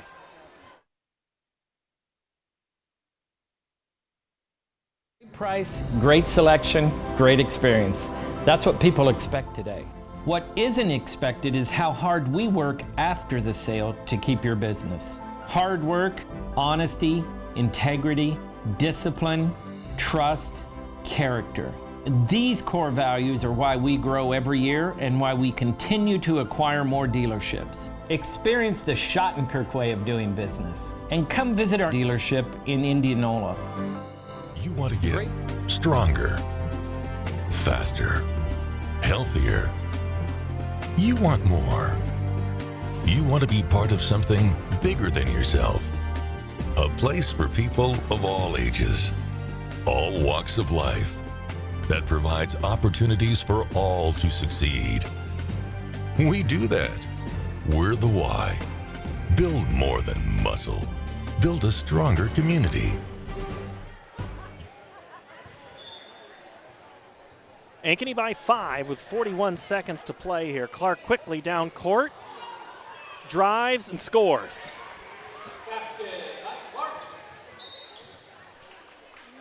And then we have a foul. Ankeny going to have plenty of opportunities to ice this one at the free throw line.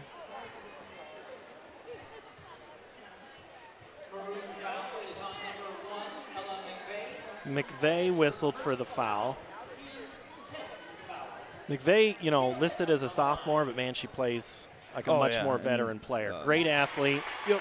Future Michigan softball player. First free throw is good by Pitts. They keep it at a two-possession game that makes it harder and harder and harder on Dowling. Second one's off the mark. Rebound, 30 seconds. Dowling needs an and one here. Clark with it. They're double teaming her. Nice pass underneath. Made by Gipple. Timeout. Oh, 20 seconds to play. Dowling pulls it back within 2. All the attention in the world on Caitlin Clark. Draws out the defender just a little bit. Sweet little bounce pass into Gipple, and she makes it a 2-point ball game. Hey, you don't care who wins. You care who makes. You just care as that winning shot goes in. Clark, yes, could she easily put the team on her back and force something? If you're going to leave her wide open, I think everybody in the gym saw it coming. Oh, absolutely. But if you don't overcommit on Clark, Clark gets the bucket. She had 3 girls on her when she passed that ball away, and that's why Gipple was able to get just a wide open layup. And we haven't seen many other girls score for Dowling. Is Gipple just the third other player to score? Well, I've got her now for 3 points. Gaber scored 4, Tong with 2, Simplot with 2, and Caitlin Clark with 46. 46. The pie chart on that is pretty full. Yeah. She scored 40 of their 47. Paul Yeager, Andy Pollock, 20 seconds to go. Game 1 of our doubleheader. Boys tonight, girls tomorrow with Dowling and City High on CISN.TV. Again, full court pressure coming from the Maroons. They get it inside to Harrington, and she's fouled. Saying, I'm not sure Coach Meyer had told him to foul. I think she's like, play for the trap. And I don't know, are the officials looking? Yeah, you're trying for a hard, quick steal if you can, and you're told you go hard for the steal, and if you happen to foul, it's okay. That's how you do it. But again, Harrington, she's made a living here tonight at the free throw line. Tobias is whistled for the first foul of the game for her, and Harrington hits the first. Here's a big one now. Harrington with 12. Gaber. Truman back in, so whether that's a rebound or a foul. Harrington tonight with 12, now 13 points. 62-58, the lead is 4. Clark for 3, short. Ball pings around, Harrington with it. Harrington gets rid of it. And now Pitts is going to be fouled, and that might just be it. 8.5 to play, Andy. Really created a lot of separation after the shot. Got the ball out quick. Great look for the Hawks. Home fans starting to feel it a little bit. This is a big win for Coach McAnally's squad. They've been so close. Talked about in the pregame. They've been so close all season long to pulling that upset. You know, stayed within 10, 12 points of a lot of really good teams. And tonight it looks like they might get over the hump. Lead 5 as Pitts hits the first. All Hawkettes off the line, just the Maroons underneath. Pitts hits the second. All of those free throws paying off for the Hawks now. 8 seconds, timeout on the court. Well, now you need a 3 if you're Dowling. Quick 3, and maybe you pull a Reggie Miller, get a steal, and shoot another 3 on the inbounds. But hey, short of a miracle right now, this is all Hawks to finish it. So is this Clark? Absolutely. I mean, she takes the ball, right? You try to get her the ball if you can with a head of steam, because once she catches, if she does not have a head of steam, just like that, the clock runs out. You only get 1 shot left. I mean, the odds of Dowling getting 2 shots in this game still not good with 8 seconds to go. Do you put somebody on the ball? No, you don't need to at this point. Well, but the only reason for that is to slow them up. But the only thing is Clark is so fast. Yeah, she could beat everybody down all the of court. a sudden, then you're playing short-handed on the other end of the court, no, right? you just have someone on Clark down here, and you keep everybody else back, and you have someone else shadow Clark the entire way down the court. Caitlin Clark has scored 86 points in her last 2 games. How about a hand for that Hawk pep band tonight? Nice to have them with us. Thanks to Jennifer Williams and the Ankeny Pep Band. They go to Clark. Oh, and see, they wait to get it in. 7 seconds. Clark kicks it. 3 on the way. Good! For Gaber, the clock. They don't have to inbound it. That's going to do it. Ankeny wins tonight. Huge win. 64-61. That was a big comeback for the Hawks, because there was a stage in this game, early third quarter, that you really thought it was about to get ugly for Dowling, and the Hawks able to just keep running and running and running, chipping away. Eventually they got Dowling to crack, and they were able to ice the game at the free throw line at the end. The biggest lead I had for Dowling in this game, Andy, was 15 when Simplot hit a bucket to make it 41-26. From that point on, 23-20 run for Dowling, or for Ankeny, and they win by 3. Yeah, Hawks went on a 15-0 run right after. Well, they were able to get steals on the defensive end. You know, we've talked time and time again throughout the year that Ankeny, in key situations, they've let their defense affect their offense and vice versa. And tonight they did not do that. They were able to battle through some really sloppy play in the latter stages of the first half, early third quarter, and eventually their game plan won out. They were able to beat Dowling up and down the floor, really turn into a track meet, which is not what we really expected to see tonight. But they were able to get those buckets in transition, make it happen that way. And like I said, the free throw shooting at the end of the game, just outstanding for the Hawks tonight. So time and time again, Andy, we've seen teams try to rely on their shooting, and they don't drive. There might be a player that's a good post for somebody, and they attack that way with an inside pass and a drop step. But rarely do you see a team attack the basket with success or using it to their success. Tonight, Ankeny did that early on. And when did Caitlin Clark score points? What did she start doing? She started attacking When the she basket. attacked the basket, she kind of got everybody to come off her a little bit more because of the way she was driving the basketball. Then she was able to get some great looks from 3. You know, a big part of it is it'd be interesting to go back. I know in advanced analytics that they talk about in college and NBA game of how many points she had when Jalen Keeker was on her and once Keeker was not in the game in foul trouble, because it really felt like Keeker did a nice job. Really, the only way to stop her is not allow her to have the basketball. And when she had it in her hands tonight, good things happened for her. But Keeker did an outstanding job defending her as well, not allowing her to have the basketball. Well, anything's possible, kids, because here's the thing. Ankeny wins tonight, and Southeast Polk lost. Waukee 66, Southeast Polk 43. I wrote the score down wrong, threw myself off. 66-43? 66-43. Here, Ankeny wins 64-61. Those are 2 teams that Dowling's beat on the road as well. Waukee and Southeast Polk. So flip a coin. Who knows what's going to happen? Good luck guessing on the rest of this. All right. So final score is 64-61. It was 44-41 Dowling after 3. Caitlin Clark tonight, 46 points for Dowling. 2 for Meg Simplot. 2 for Nai Tong, who went absolutely quiet in the second half. Gipple 3. 7 for Gaber, including 3 as time expired. The Hawkettes tonight, 17 from Sarah McCullough, 15 from Kayla Pitts, 13 Ashley Harrington, including 4 free throws down the stretch. Pitts, by the way, I might have shortchanged her points because seemed like she kept hitting free throws. Abigail Johnson, her first game back from injury, 8 points, and 1 point for Isabel Varsity. It was really Harrington, 3 though, for at the triple. end. Harrington Yeah. was outstanding from the free throw line at the end of that game. That is correct. Well, you thought that one was good? Well, let's see how this boys one shakes out. Ankeny wins tonight, 64-61. We'll take a timeout. We'll come back, get you table set for the boys. This is high school basketball on CISN.TV.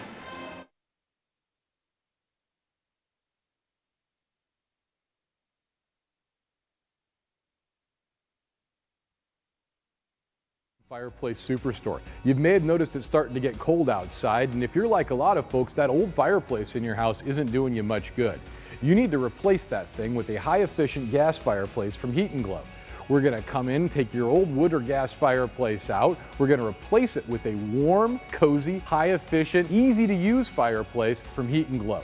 It'll be the best thing you ever did to your house. Come see us today. Because nothing's better than a warm fire on a cold day. Hi, I'm Chris from Fireplace Superstore. You may have noticed it's starting to get cold out. Introducing the new Carhartt shop at G&L Clothing. All the Carhartt you've dreamed of under one roof. Some call it Carhartt Heaven. Stop in today and see for yourself, but be prepared to stay for a while. The new Carhartt shop at G&L Clothing. Open 7 days a week, 1801 Ingersoll. Online at gnlclothing.com. G&L Clothing. Your size, your style, we've got it all. Price, great selection, great experience. That's what people expect today. What isn't expected is how hard we work after the sale to keep your business. Hard work, honesty, integrity, discipline, trust, character.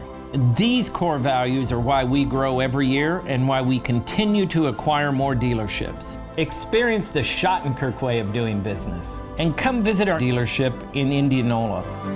Want to get stronger, faster, healthier. You want more. You want to be part of something bigger than yourself. A place for people of all ages, all walks of life, that provides opportunities for all to succeed. We do that. We're the why.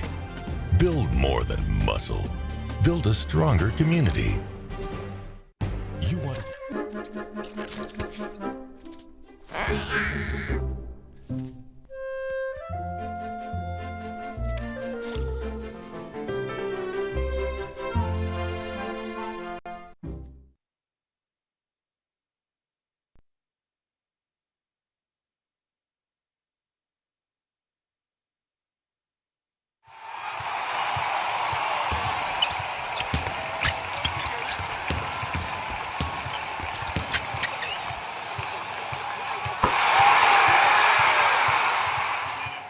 Fletcher in Ankeny. Words cannot even begin to describe our Sunday brunch.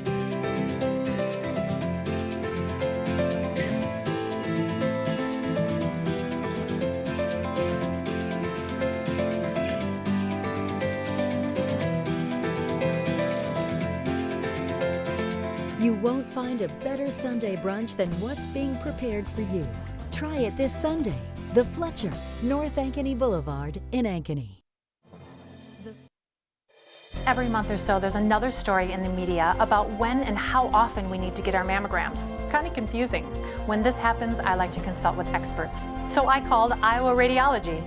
They recommend women get an annual mammogram starting at age 40. They know that it's the best way to detect cancers early and save lives. And that's good enough for me. Visit iowaradiology.com or call to schedule your mammogram. Iowa Radiology, our focus is your good health. Good evening and welcome to Game 2 of our girl-boy basketball doubleheader here on CISN.TV, as it was Ankeny girls winning 64-61 over Dowling Catholic. And now we're getting ready for game number 2 between these same two teams. Dowling Catholic 7-8, Ankeny 10-5. This game goes a long way into seedings and in the postseason for these two squads as they try to make their way towards Wells Fargo Arena and march and playing in the state tournament. Lots of great basketball being played across the state. Good basketball so far in this gym tonight. Tonight, the Dowling Catholic Maroons will bring in Matt Stillwell and Ryan Riggs with 11 points each, and Drew Daniel with 8. Those are the 3 players you got to watch. And then for Ankeny, you've got 3 guys in double figures with Dylan Carlson, Braxton Braylis, and Jackson Smith with those 3 in double figures. And Andy Pollock, you start looking at teams and trying to figure out how they're going to play. You know what Ankeny wants to do. What does Dowling want to do in a contest? You really want to slow it down. You have to handle the pressure that Ankeny puts on you. And it's not that Ankeny's a hard-pressing full-court team, but in the half-court especially, you can never take a single break with a basketball. A player like Jordan Cum will sneak up behind you and steal that basketball, and before you know it, it's a slam dunk on the other end. I mean, they're so sneaky good on defense, and their on-ball defense is better than probably anyone we've seen in this part of the state. They're just so good at just constantly pestering you. Dowling was able to handle that kind of pressure very well the first game. They hit some big shots late, and that's what the Maroons are going to have to try to do tonight if they want to, I suppose you would say pull the upset tonight in this game. Well, these 2 teams have played. They was back on the 4th of January. Dowling Catholic won that ball game 58-51. Keogh had 13, and Lech had 12. Dylan Carlson, though, had 23 points in the previous matchup. Dylan Carlson did not play last Friday night. His father, the head coach, had said, he had an ankle injury. Well, he had a whole week to heal, Andy. And he's back tonight, and we'll see, that ankle is something that is, I'm not sure you ever fully, during the course of a season, get it back to 100%. Carlson's a guy that he fits in. He's just a perfect role player with the rest of his team because he's a sniper from the outside, really can score from anywhere, and he's one of those guys that can create his own look. With the ball handlers that he's got surrounding him right now, there's so much attention on everyone else that can take it to the basket that it leaves a player like Carlson just a lot of times wide open for 3-pointers. Jordan Cum averages 8 points a game, and Andy, you kind of said it there in your open. He is a guy that is just all over the court at any given moment. No doubt, and he's so quick. I love watching. Jordan Cum's one of my favorite players to watch. Constantly looks like he's having a great time out on the basketball floor, and he is just so good at. You think that he's looking away from you, yet he knows exactly where the basketball is, and before you know it, he's reached in, he's got a steal, or he's disrupting it, knocking it off your knee, knocking it off your foot. I mean, just an outstanding young basketball player. Another one that's kind of fun to watch, a young basketball player, and that's Ryan Riggs for Dowling Catholic. 11 points a contest. He's a guy everybody talks about, saying, watch this guy. Wonderful athlete, wonderful kid. And he's going to need a big game tonight. At 6'7", he's the tallest player on the court by 3 inches. And Riggs, how he goes tonight, I think, will be how Dowling goes, because Ankeny does not have a post presence to match up with Riggs. But however, we've seen teams able to take him out of the game by drawing him away from the basket, forcing him further out. So if Ankeny can do that, much better look for them, allow them to use their quickness to their advantage. But he's a rim protector, which will allow Dowling to kind of overplay things on the perimeter tonight on defense, and will really allow Riggs to protect that rim. Well, and Andy, when we had Dowling at Centennial earlier I guess it was last month already, we're into February, Riggs was a guy that we talked about in that broadcast. Had some injury, kind of a slow to get started this year, but man, he's just rocketed off. Riggs is a guy that, like so many have come before him, multi-sport at Dowling Catholic, and it just seems you never can look at the Dowling boys basketball record because so many are wrapped up in fall sports. Takes them a little while to get going, but once they do, they're always a tough out. And Coach Connor understands that. He knows that they're not going to be their best at the beginning of the season, and that's actually that's what you want, right? You want to have a team that's going to build throughout the course of the year. They've just got to be how they go will be kind of how their shooting goes tonight. We saw them when we saw them play against Centennial earlier this year. They were able to hit some shots. Andrew Lynch had a big night. They were able to hit some shots from outside. Really kept Centennial from hitting anything whatsoever outside, and that's why they were able to have a lot of success on that evening. All right, well, keys tonight we'll get into in just a couple of minutes, but one of the things that as we see Ankeny still out on the court, what Coach Brant Carlson had told us earlier today, Andy, he says, hey, we need to get to shoot the ball and get out and a lot better to compete. He goes, we got to get out and shoot the ball well. Sound familiar? Absolutely. And, honestly, what they do, though, is they're so good, that defensive pressure early in games. That's where it takes, no matter how, if you played them before or not, that defensive pressure that they come at you is so early in the game. We've seen teams really struggle to adapt to, with the exception of last week. Ames handled it outstanding from the start. Yes. And never really allowed Ankeny Yes. to be in the game in the first place. So if you can somehow handle that defensive pressure, so many of Ankeny's baskets come from what they've created for themselves on the defensive end of the floor, allow them to get in transition. I can pretty confidently say that no one on this part of the state runs the transition break like Ankeny does, and that's what they're able to do very successfully. You got to weather that storm early on as they come at you over and over and over again. Dowling Catholic will come out onto the court here in just a couple of minutes. The Ankeny Hawks still in their final warm-ups, and this is game 2 of our doubleheader. Other games tonight: Centennial is at Johnston, Appleton Parkersburg at Union, Ballard at Perry, Bondurant Farrar at ADM, Abe Lincoln or Albert. They're at Roosevelt, East at Ottumwa, Hoover at North, Fort Dodge at Valley, Marion at Central DeWitt. Very good girls game there. Marshalltown at Mason City, Urbandale at Ames, and Waukee knocked off Southeast Polk, at Southeast Polk tonight. And last night it was Iowa City West beating City High 65-51. When we come back, the starting lineups, keys to the game, and more. You're watching high school basketball. This is the Central Iowa Sports Network. This is CISN.TV.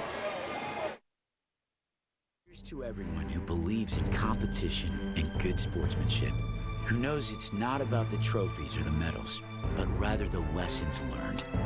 For those who understand, it's not whether you win or lose, just that you give your best. So go ahead, lace them up, take the field, have fun, and play.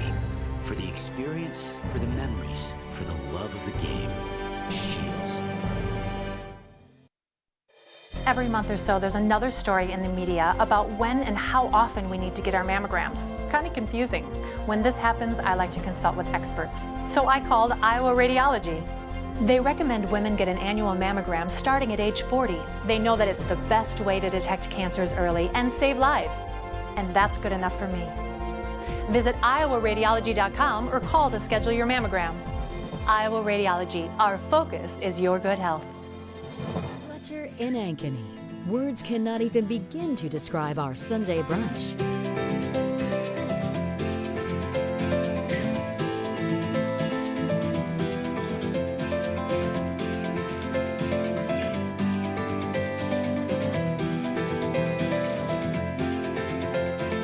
You won't find a better Sunday brunch than what's being prepared for you. Try it this Sunday. The Fletcher, North Ankeny Boulevard in Ankeny. Hey everyone, this is Dan Holm with Ankeny Fanatic. Be sure to check out our website this fall for the best local high school sports coverage around. Whether you're a Hawk or a Jaguar, we'll be covering everything from cross country, man that dude is fast, to volleyball and everything in between. Well hey Kenna, welcome back. You don't want to miss any of the hard-hitting action. Come visit us at AnkenyFanatic.com. Hi, Ron here, head coach of Westside Auto Pros. When your car's on the injured reserve, you want to get it back in the game as soon as possible. I know that. That's why you need to bring it here to Westside Auto Pros. I have a team of experts that can fix almost every automotive injury. Whether it's a fractured joint, a brake, or if your car just got its bell rung, no problem. We can even do a complete physical on your car to make sure it's game ready for the entire season. So bring your car to Westside Auto Pros and we'll get it back in the starting lineup in no time. Hey, you guys are dogging it back here. Let's move it, move it, move it. Welcome back to Ankeny High School. Paul Yeager, Andy Pollock on CISN.TV. Boys doubleheader. It's Prairie Trail Elementary night on the south side. As the introductions get going, we have one score that just came up. Centennial tonight goes over to Johnston and loses by 19, 46-27. And you said the leading scorer, the two of them had 6, I believe, Andy, is what you said? Not too many buckets tonight for Coach DeYoung's squad there. Boy, that'll be tough in Centennial. Johnston, you know, not a very deep team. Kind of see how this plays out with them moving down the season with, you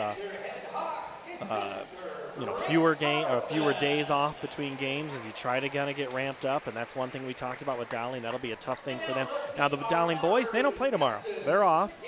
They just have 3 games in 5 days, not 4 and 5, but still enough. At this point in the year, you do, as a player, practice has gotten long. You do just want to kind of to play. But, yeah, like I said earlier in the girls' pregame, you do, as a coach, you want to control the tempo, control the legs at this stage of the year. All right, Dowling Catholic tonight led by Mike O'Connor.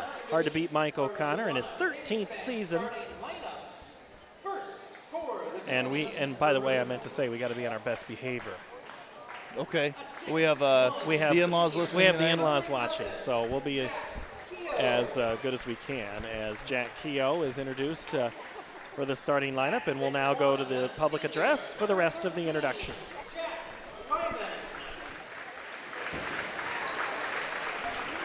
A 6'8" sophomore, number 21, Ryan Riggs. A 6'2" junior, number 25, Matt Stillwell. And a 6'5" junior, number 43, Drew Daniel.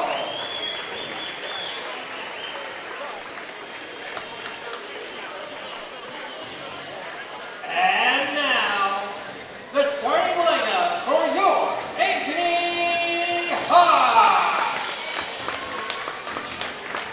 A 5'11" junior, number 10, Jordan Kahn.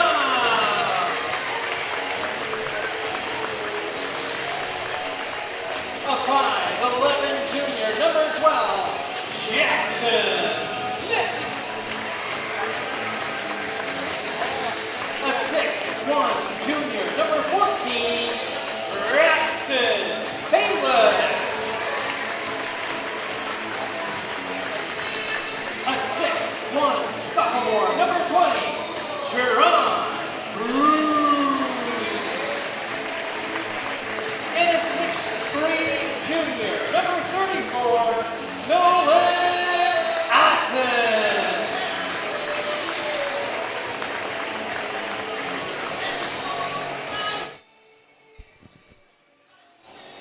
Look at your starting lineups for these two teams, Andy, as we get set to play. What are the keys for Dowling Catholic and Coach O'Connor? Well, handle that defensive pressure that Ankeny runs at you, and on-ball defense. On-ball defense is a big deal. Oh, this is interesting. Haven't seen this. Ankeny has already been assessed a technical foul to start the game. So Dowling will shoot free throws to start. Why I'm is not sure that? if they come back to the tip. They didn't say why. I wonder, was there some sort of dunk in warm-ups is about the only thing that I can think of that would have led to it, but interesting. And that is, yeah, haven't seen that in a while. I know that it happens, and that's what the officials are watching. Interesting.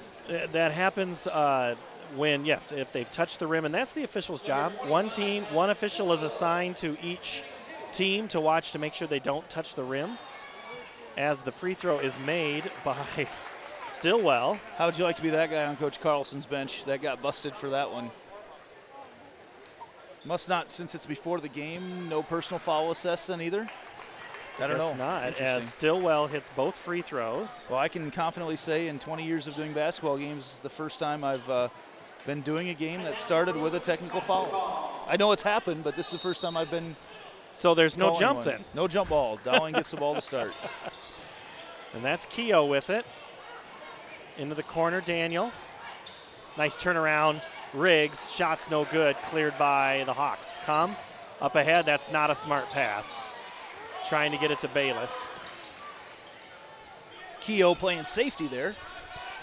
Not his normal outside linebacker spot, inside linebacker spot. Riggs quickly is collapsed upon. Nice kick to Lyman in the corner. They go into Riggs again, Otten on the defense. Nice give and go. Oh, what a move.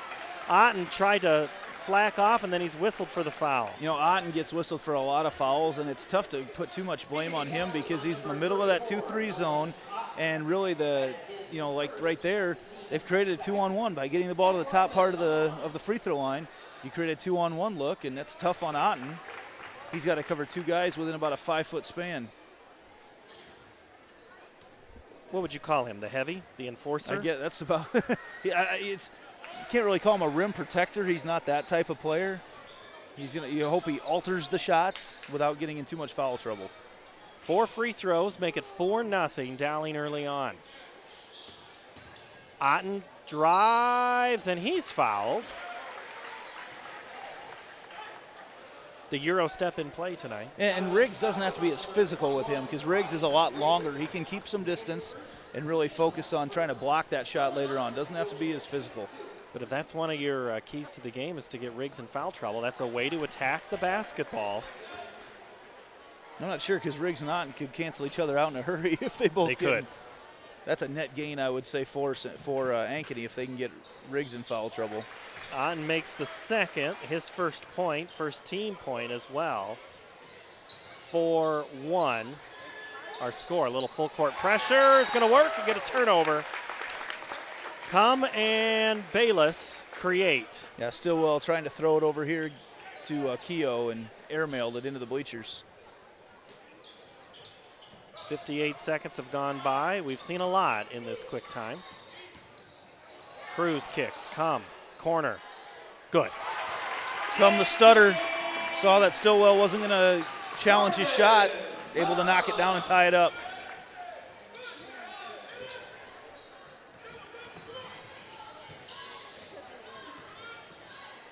Nice transition look for Dowling. Floater goes for Jack Lyman. That's a pretty shot. And you see Otten. Oh, nice play over there by Stillwell. What a play on the sideline. Throws it behind his back, saves it back in off the steal. Riggs, free throw line extended, good. If Riggs can hit 16-foot jump shots tonight, Ankeny's in a lot of trouble. I mean, he can hit that shot, but consistently and really pull Otten away from the basket like that because he can take Otten off the dribble. Just like that, it's 4-0, and then we're going to have a foul. Bayless was driving. I think they're going to call Keogh. Yep. Keogh's okay if he doesn't reach at the last second to swat it away. Great job with his feet, and Bayless is just, he's one of the best players in this part of the state. So quick off the dribble, creates. How do you try to keep Bayless out of position to make plays? Well, Keogh did a nice job there with his feet. You got to continue to move your feet. If he doesn't reach, he's probably okay. Smith in transition, no good. Otten thought about going over Daniel, but didn't. Bayless commits. Carlson up ahead to lays it in, and boy, it almost didn't go. I'm not sure if slipped a little bit or what the situation was. Not sure what we got here. Uh-oh, and Jordan is slow to come up. Yeah, like he pulled a hamstring. I think he did, yeah. He slipped just a little bit there at the end. He's holding right above his knee, his left knee. Number 20, John Cruz. Yeah, you can see there's a little stutter when they threw it ahead to him, and yeah, they're looking at his knee. It was kind of an awkward step. It very was, yeah. He didn't want to put the ball on the floor. He just went up strong and then just had to finger roll it. Riggs is collapsed upon quickly. Very physical when he gets the ball. 3 on the way, off the mark.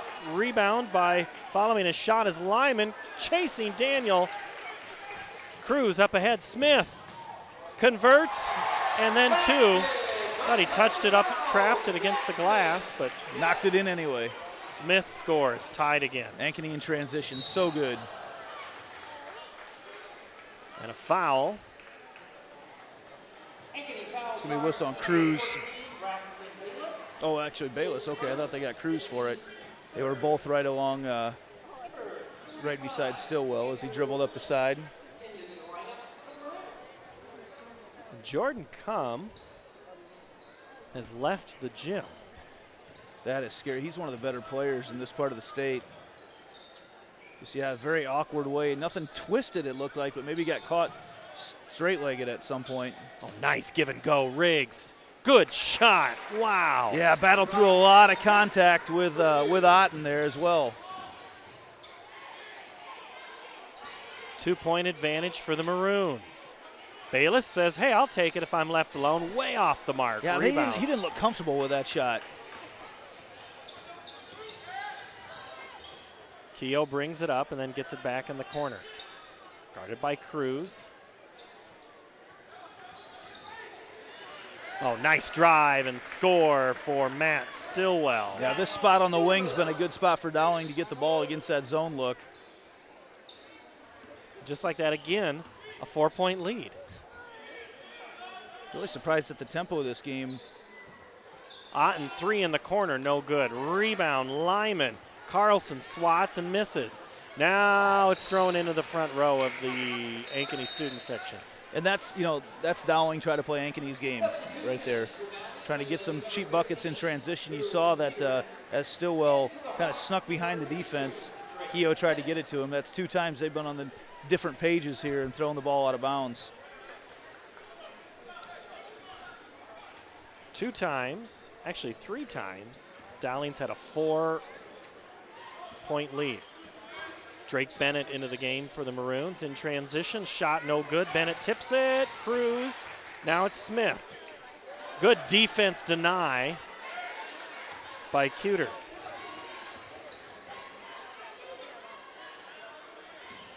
Bayless drives.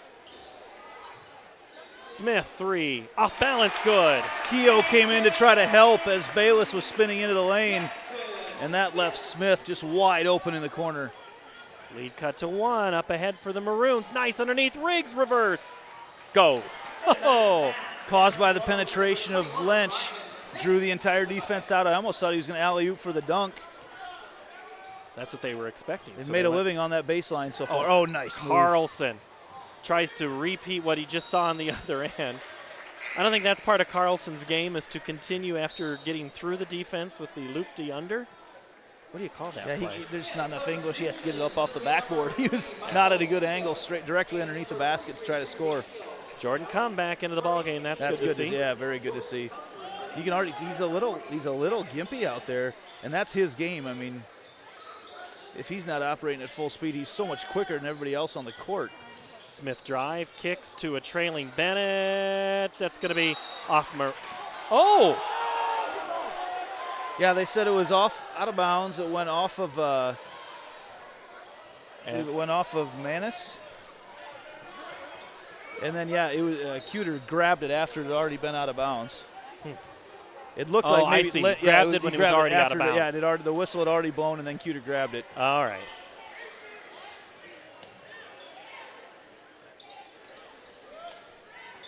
Two and a half to play here in a great first quarter.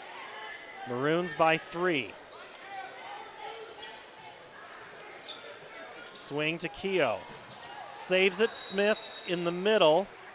At least disrupts it for a moment. There's, if Dowling can swing that ball quicker, you watch when it's side to side, it takes the entire Ankeny Hawks defense from one side of the court to the other.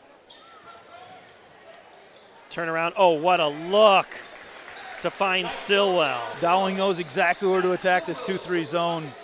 Might see the Hawks have to change things up a little bit. You need someone that stays back under the basket. Smith. Oh, nice cut by Cum. That's how you find that cutter on that offense. Carlson tries to create. Manis loses it. Dowling's got numbers up ahead. Nice move in transition. Matt Stillwell, timeout, Ankeny. We'll step away. This is high school basketball on CISN.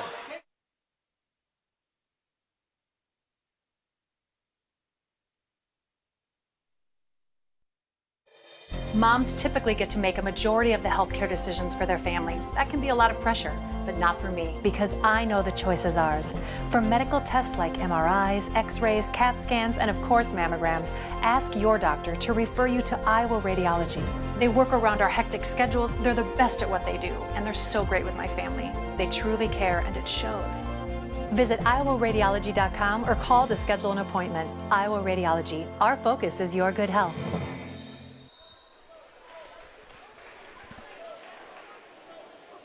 Maroons lead by 7. They've gone on a 6-0 run after the 3-ball by Smith. Ankeny's got 6 players on the court right now. That'll be a technical foul, I think. They came out of the timeout. They've got 6 on the court. I'm not sure how they'll do it. No, they said the referee caught it beforehand. Okay. We got all sorts. I can't say I've seen that. Yeah, they walked out here. I saw 4 come down here, and someone's got to pass it in on the other end. So Cruz steps out. Cruz and Manis and Otten on the bench now is part of the regular rotation.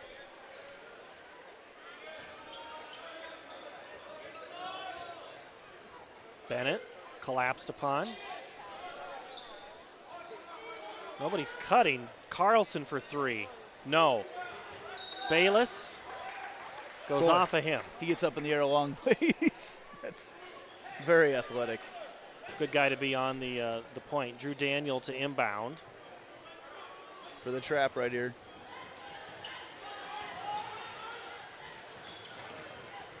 Nice break by the Maroons. They've got numbers then. Daniel's three ball is good. Ankeny's probably going to have to call off that press here pretty quick. It's got Dowling a lot of cheap buckets as they try to pressure in the backcourt. They just beat everybody down the court to the other side. Yeah, the Hawks out of sort here. Defense has done a great job. Creates. No. Bennett has it taken away. Jack Keogh too far. We'll go back to Ankeny. He as he went to the middle of the court, he didn't create a passing lane. He almost took it away, made it too easy. There's no horizontal spacing between the two guys running the break. He had a better look where he was, but he came and trailed Cuter. One of Coach O'Connor's keys to this game, Andy, was to take care of the ball, and so far Dowling has done that. But they've had some of those unforced turnovers, Except for those like two. The unforced ones are the ones that'll grind your gears as a coach. Carlson caught in mid-range, just too hard, and then it's going to be foul. Is it Carlson they whistle for the foul or come? Come they got for it, I believe. Jordan with it. Quite entertaining. This has been an up and down first quarter. It's really Dowling in transition is what's been able to create a lot of great looks. 9-0 run for the Maroons here. Playing for one. 25 seconds to play. Half-court trap here by Ankeny.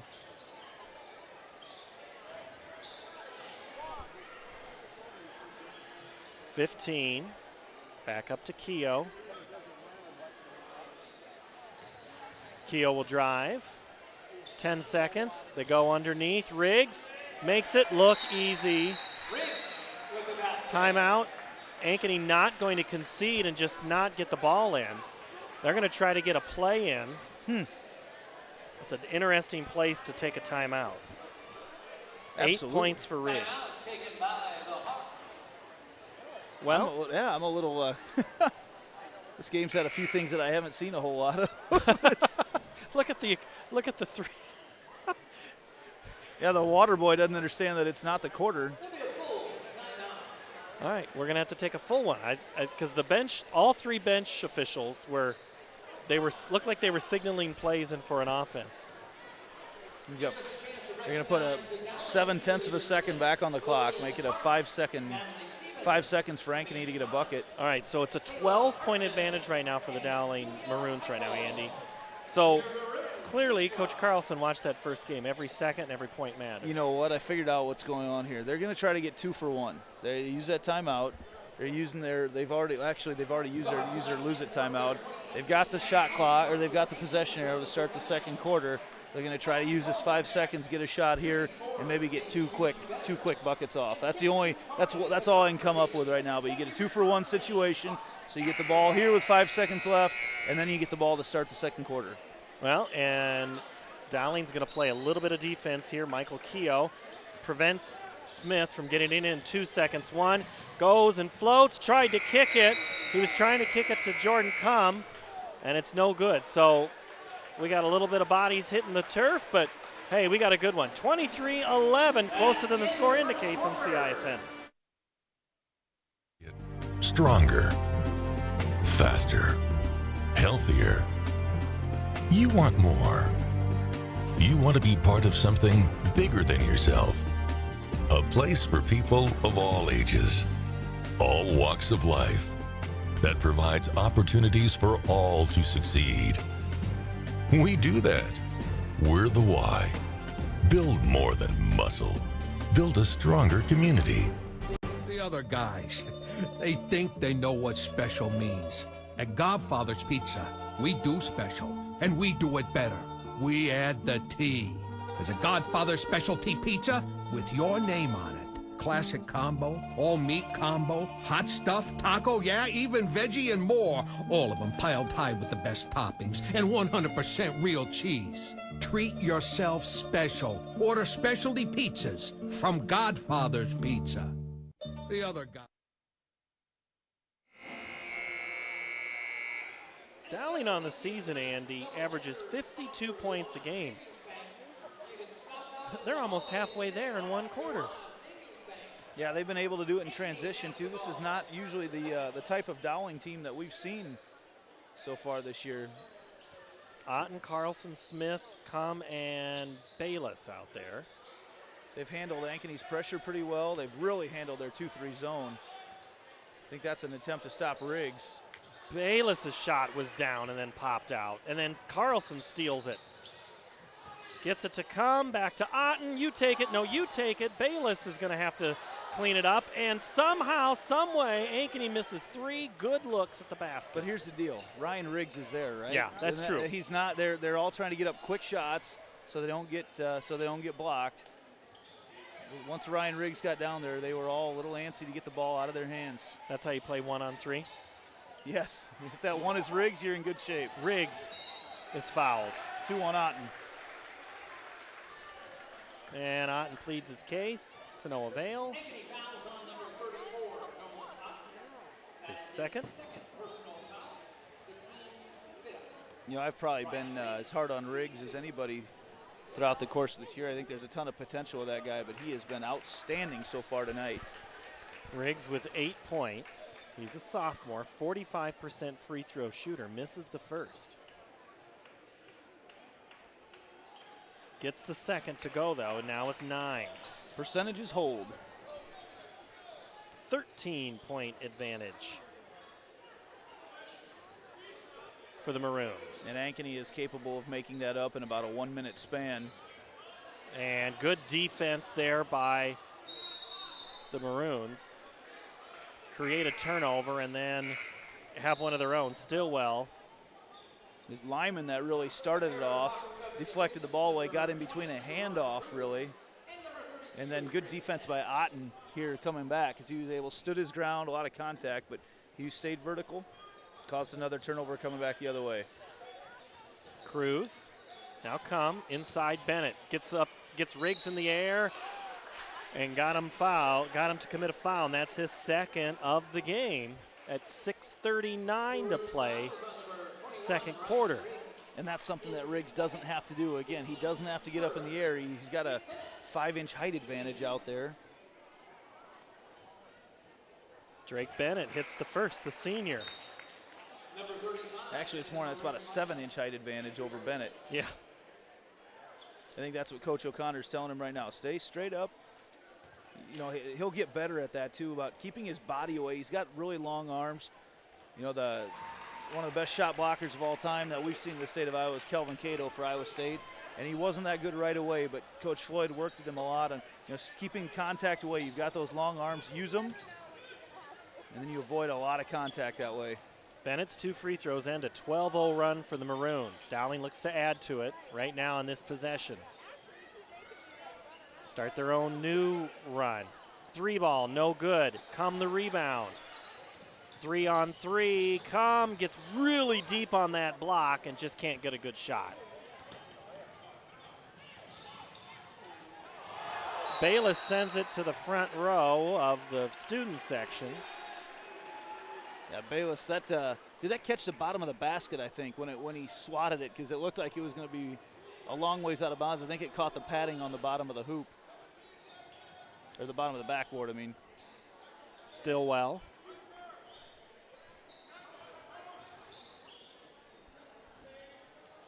Oh, nice move by Lynch. Lynch able to tip it back in then off the offensive board. Got the defender's back, got Cruz's back to him. When he boxed him out, he didn't know where the ball was. Lynch's first points of the game. That's going to be off. Yeah, they said it went off the I thought knee that of was Bayless. off Bayless, yep. That's a nice job by Drew Daniel to get his hand in there, knock it away. Dowling's defense has been outstanding so far tonight. They've got the Hawks doubled up right now. The last 2 Friday night games here, Andy, Ankeny has just looked a little bit out of sort on their home court. That's the best way to describe it. 2-on-1 here. Nice pass, nice fake, and finish for the Maroons. They're a step slower than what we've seen them this last week. Lech now with 4. 15-point advantage. Carlson creates and is fouled. So maybe that's what Ankeny's going to have to do. Take a page out of the girls' book and start attacking the basket. Well, in that time, too, Carlson, taking in, he's the guy. He's that one guy that can take this over right now. Carlson took it right at him, very physical. Not able to finish a three-point play, but he's a good free throw shooter.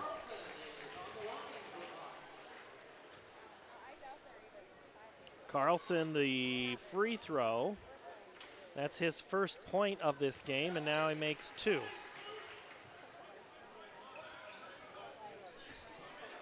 A little bit of pressure.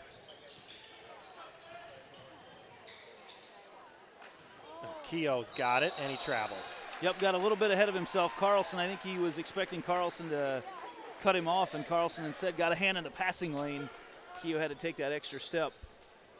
Wouldn't be surprised to see Ankeny right now with Riggs on the bench try to turn this into more of a half-court game, maybe pull off the press, and force Dowling to beat him in the half-court, because they've really handled that press and got the transition layups pretty easily.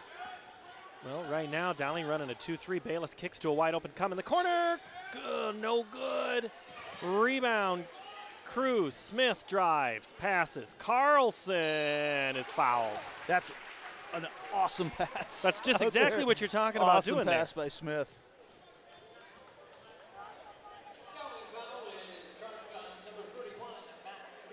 Matt Riedel. Carlson makes it look easy. He's now had 3 straight points, all via free throw. Showing no ill effects from that ankle that we heard about a week ago.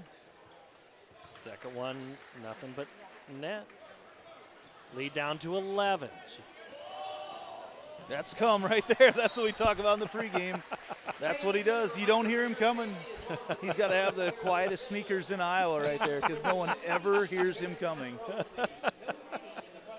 I've never heard that. The quietest when you sneakers. look at what he's done throughout the course of the year, no one ever sees. He tips so many balls away.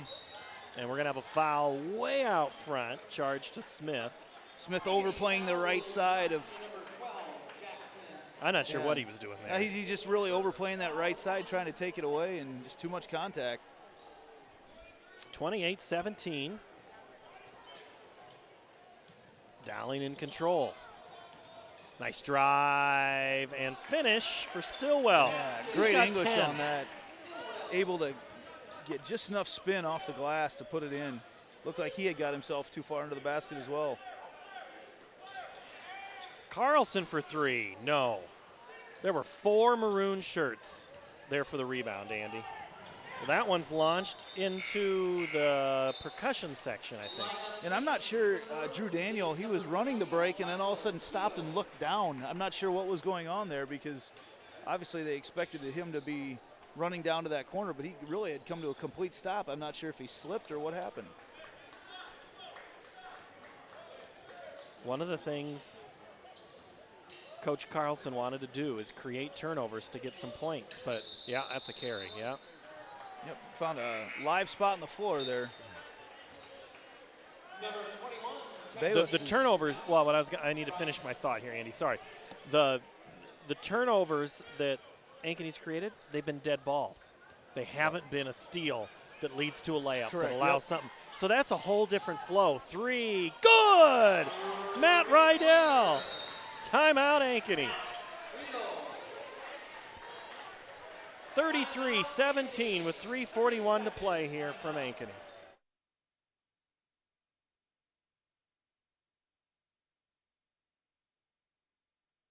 And if you're like a lot of folks, that old fireplace in your house isn't doing you much good. You need to replace that thing with a high-efficient gas fireplace from Heat & Glow. We're going to come in, take your old wood or gas fireplace out. We're going to replace it with a warm, cozy, high-efficient, easy-to-use fireplace from Heat & Glow. It'll be the best thing you ever did to your house. Come see us today. Because nothing's better than a warm fire on a cold day. Hi, I'm Chris from Ankeny Hawks just kind of out of sort. Dowling making it look easy tonight. In control by 16 here. Ankeny just kind of sleepwalking through. There's a couple of these players that this is not what we've seen from them throughout the course of the year. Just kind of, Bayless especially, just moving slow. The energy in this building that we felt so many times throughout the year, not here tonight. Now, I will say Smith has been playing at a different level tonight as he tries to create, and he does right there. Double pump up and under, but here's Dowling beating him back. Riggs got behind the defense. They didn't get it to him. And then a turnover, and that's the turnover that can maybe change possession. Smith, the block. Block will be called on Michael Keogh. Yeah, that's the right call. Keogh really, he had avoided him. Keogh looked to set the charge. He avoided him, was ready to, there was not going to be anything called. At the last second, Keogh, a quick little shuffle to his left. And that's what created the contact and sent Smith to the free throw line.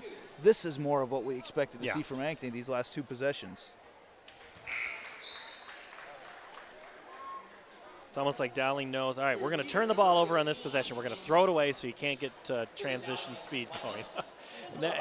and that's been a thing. That is just, Ankeny likes to run the basketball. You almost wonder if something like that's what led to Ankeny's really lethargic start. So we've got, looking at Dowling right now, they do have Riggs back in there with 2 fouls. He's been a force so far tonight. And 2 guys are fronting him at various positions on the floor. That's going to be thrown away right near the players, but instead it was taken by the assistant coaching staff. Brandon Johnson would not put down the clipboard to get that one.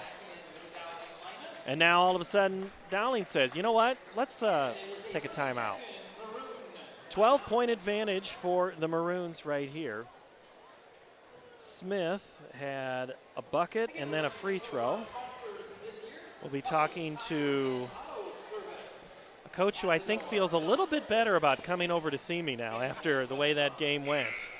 Drew McAnally will be here at halftime, and we'll talk about this 15-point come-from-behind win at home tonight. Did you bring Noah here tonight for the interview? No, Noah might come in last minute for the interview. All right. I kind of threatened that last week, and Coach dodged us because he knew Noah's tougher than I'll ever be. He asks the hard questions. He doesn't, because you know what I was going to tell him.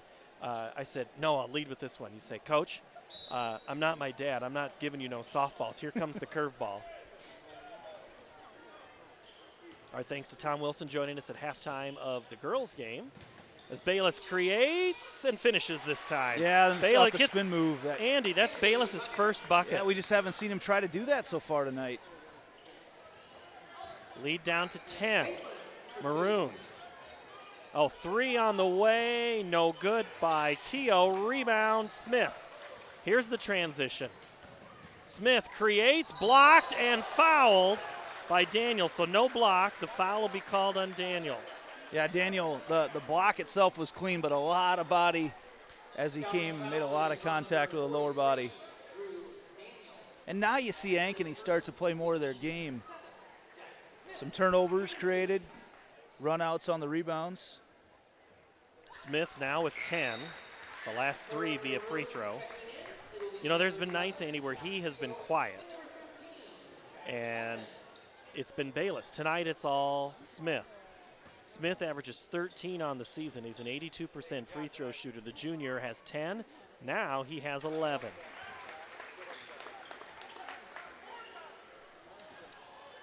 Lead is cut to 8. Keogh with it, top the key. Defense collapse. Lech kicks. Oh, nice move by Lyman to create and find space. Just couldn't finish.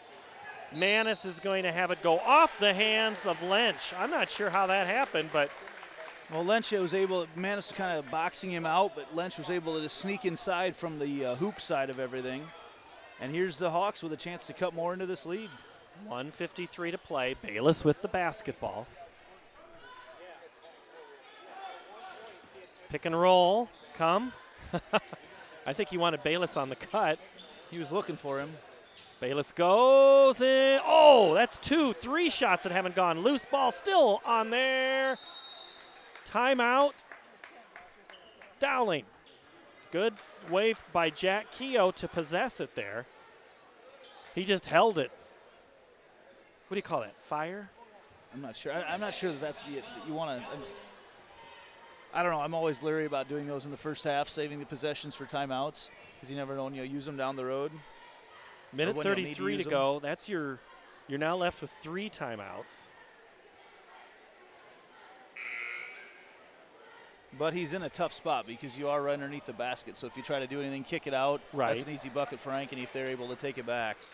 But see, Bayless he had lost it. That thing was down, loses the handle the first time, and then somehow just couldn't corral it. So Maroons face a full court pressure.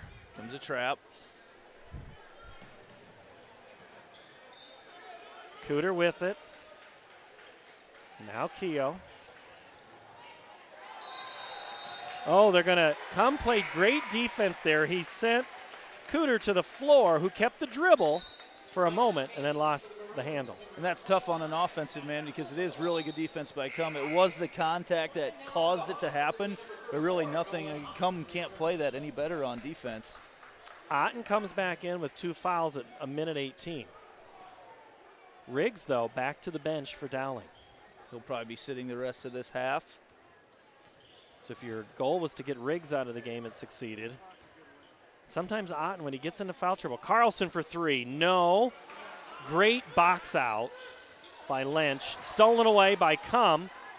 Gets it to Smith, who's going to try to score. And he's going to get a chance for free throws. Again, Daniel trying to come over. You know, it starts with a lazy outlet pass. And again, Cum sneaks in there. You never know where he is. Those quiet sneakers again. And Daniel picks up his second foul. I think this is the 4th time we've seen Smith at the free throw line this half, Andy, where he has gone to the basket trying to create something.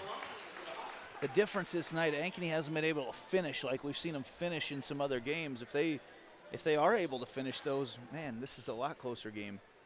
The lead is 7. Smith makes it 6. Jackson Smith single-handedly keeping the Hawks in the game. He's got 13 as we're under a minute now. Still that full court pressure. Daniel for 3. No good, but good chase of the loose ball by Dowling. 40 seconds to play. Nice drive. Cum is going to be whistled for the foul on Stillwell. Yeah, and he's still a little gimpy. He was able to get up in the air just fine there, but still just a little gimp to him after that injury that he took early on in this one. That left knee, hamstring, left knee area. On really just kind of a freak thing leading the break. Kind of gets caught with his knee straight. That ends a 7-0 run for Ankeny. Second free throw is good for Stillwell. Lead back to 8. Look for something here with Bayless on the penetrate and an opportunity to kick it out for a 3. Just when you think they're going to hold for 1, they might try to get 3 possessions out of this. Everyone on the court right now for Ankeny can shoot the 3. And they want to. 10 seconds now. Bayless, 7, 6, 5, 4. Cum, 2. Is fouled. That was near disastrous for Ankeny. They almost were not going to get a shot off after a 40-second possession. How frustrating is that? Lyman just got a little bit of a leg, a little bit of a knee into Cum as he tried to drive by with 0.9 seconds left. If O'Connor had hair left, he'd pull it out after that. Happens to the best of us. It's a good look. You guys know how to rock that look. Like to say hi to and that's free throw is off the mark and no good. We'll get our hellos in after this. I keep teasing it. 35-27 back after this. Halftime as Dowling in control. We're on CISN.TV. Mid-American Energy and you, together partnering to change the energy landscape by pioneering money-saving, energy efficiency programs and building a new industry in Iowa, wind energy, all while keeping your rates low. So what's next? We'll keep delivering cost-effective energy efficiency programs while putting money back in your pocket. That's right, you decide how best to spend your savings. That's a partnership good for you, good for the environment, and good for Iowa. Another way we're obsessively, relentlessly at your service. Introducing the new Carhartt shop at G&L Clothing. All the Carhartt you've dreamed of under one roof.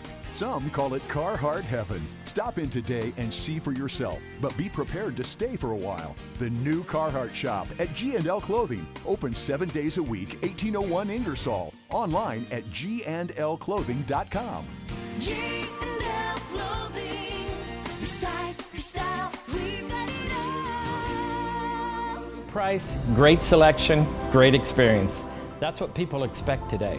What isn't expected is how hard we work after the sale to keep your business. Hard work, honesty, integrity, discipline, trust, character. These core values are why we grow every year and why we continue to acquire more dealerships. Experience the Schottenkirk way of doing business and come visit our dealership in Indianola. Here's to everyone who believes in competition and good sportsmanship, who knows it's not about the trophies or the medals, but rather the lessons learned. For those who understand, it's not whether you win or lose, just that you give your best. So go ahead, lace them up, take the field, have fun, and play. For the experience, for the memories, for the love of the game. Shields. Is this guy a contractor who does good work or a contractor who needs work? For a reliable recommendation, trust the Better Business Bureau, protecting consumers for over a century. When you go to bbb.org to check out a business, you'll learn if it's BBB accredited, see its grade on customer service, and read honest, useful reviews from local people.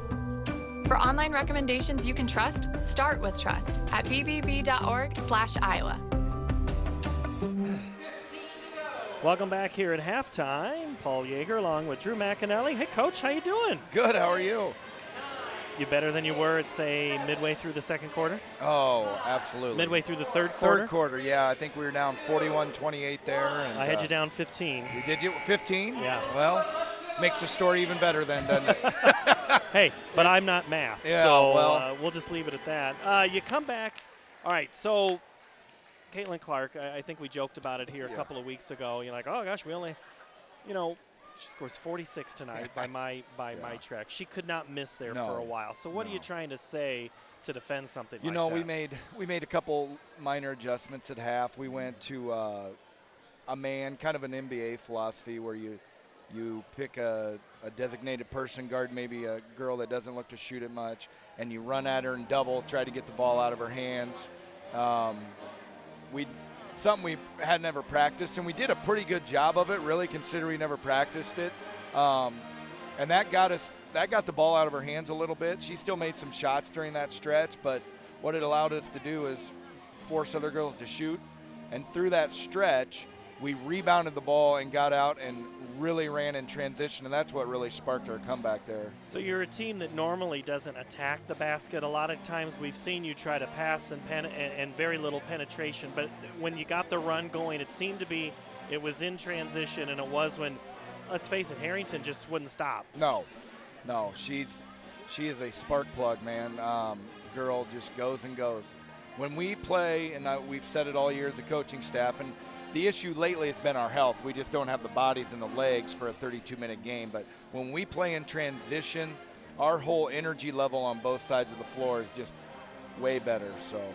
So you're down 44-41, but you had a great third quarter. You outscored them 21-17, down 15 in the third quarter at one point. But then you go on a 15-0 run after you'd given up a 21-0 run.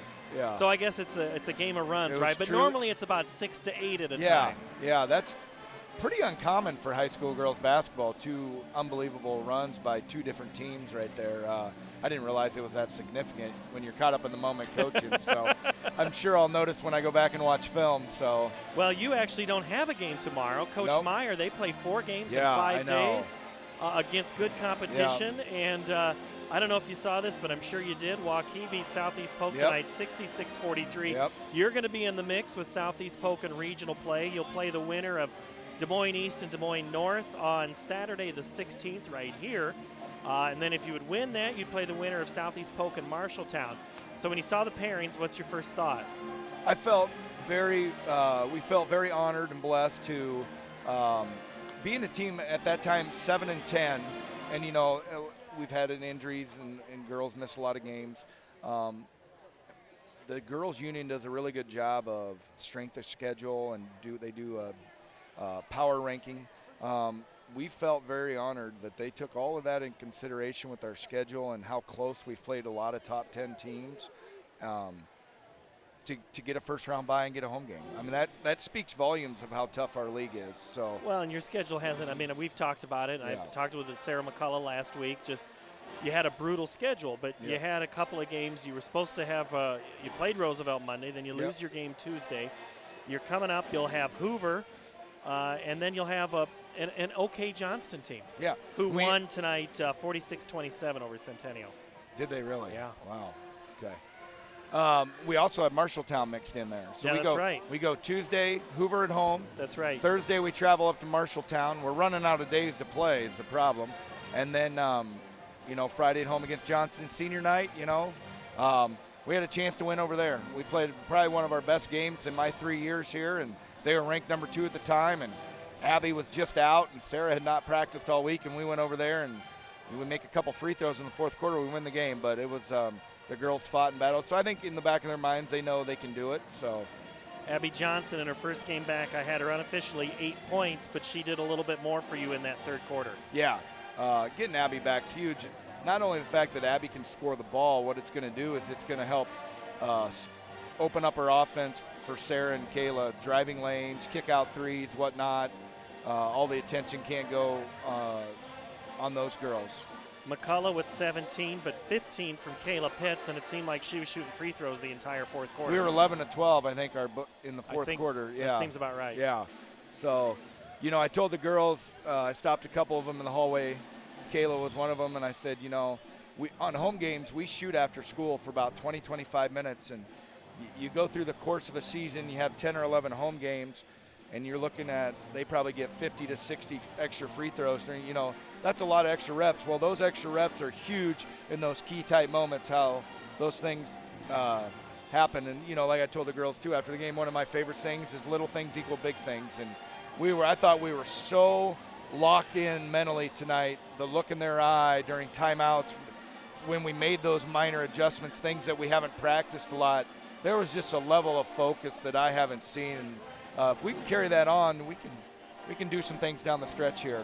And you'll almost be there before we know it. Oh my gosh, it's 3 games next week and boom, then it's tournament week. So Yep. We will see you next Friday night. We'll have that game, Ankeny hosting Johnston here on CIML, so we'll talk to you then. Hey, thanks for all you guys do for high school sports, and love being on the air. We appreciate having you here. All right. Thank you for all your help during the season. Right now, it's Dowling in control, 35-27 the second half when we come back. For the ultimate one-of-a-kind game day experience, make a stop at the other place. The game is on and drinks are cold with game day specials for every fan. Serving Iowa's best pizza since 1970, it's the place for the whole family. With a mouth-watering menu and state-of-the-art audio-video system, make the OP one of the most exciting destinations for sporting events viewing. The other place, American Sports Grill and Pizzeria. Join in on this Iowa tradition, serving the Midwest since 1970. Mid-American Energy and you, together partnering to change the energy landscape by pioneering money-saving, energy efficiency programs and building a new industry in Iowa, wind energy, all while keeping your rates low. So what's next? We'll keep delivering cost-effective energy efficiency programs while putting money back in your pocket. That's right, you decide how best to spend your savings. That's a partnership good for you, good for the environment, and good for Iowa. Another way we're obsessively, relentlessly at your service. Back here at halftime, the Ankeny Hawks are still trying to get a couple more shots. The Dowling Catholic Maroons are in the huddle. So, Andy, what do you think Dowling talked about? Well, you've got to continue to press the tempo. They've been really good in transition tonight, but also protect the basketball. There's just a couple times that they've been a little bit careless with it, and it's led to a couple like you said early on, it was the dead ball turnovers that they created. But then later, it was some sloppiness that allowed Ankeny to get some run-out baskets. All right, the Hawks, they've got to figure out a way to keep going in transition. They've got to up the defensive intensity to try to create those looks, because in the half court, they've been pretty much non-existent tonight. Well, the Hawks, in the middle of a season here, you think you know who's going to score, but on any given night, it could be this player or this player. One that's been really quiet tonight is Jaron Cruz. Haven't heard really much of anything from him. In fact, he does not start here in the second half, but Bayless, Smith, Carlson, and Otten for Ankeny. And it's Keogh, Lyman on the great pass, and then Lech, who's also out there. Riggs, good rip away rebound, good tail, and foul. Lyman will go. Also out there is Drew Daniel. I thought the play was dead. I thought Dowling, everything was done with that play. It was a set play to start the half. And just like that, you see Stillwell come around off the little screen down low, and there he is wide open. They made a liar out of me. Jordan Cum has whistled for the foul. That's his third. That's tough on Ankeny right now with him with 3. Well, rebound by Bayless. Sometimes that's what gets him going, is he's got to get a rebound. Otten, nice drive, and he's fouled. And that might be on Riggs. It is on Riggs. That's his third, but Riggs was screened off by his own player. It was Drew Daniel, hung with it too long. Drew was trying to help. He was so far behind the play that he ended up screening off Riggs. That's your way to get him out of the game if you're the Hawks. Otten, free throw good. Second point of the game. That's big because he's altered a lot of shots.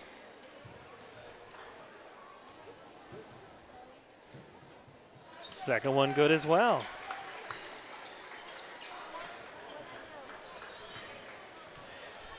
Otten with 3.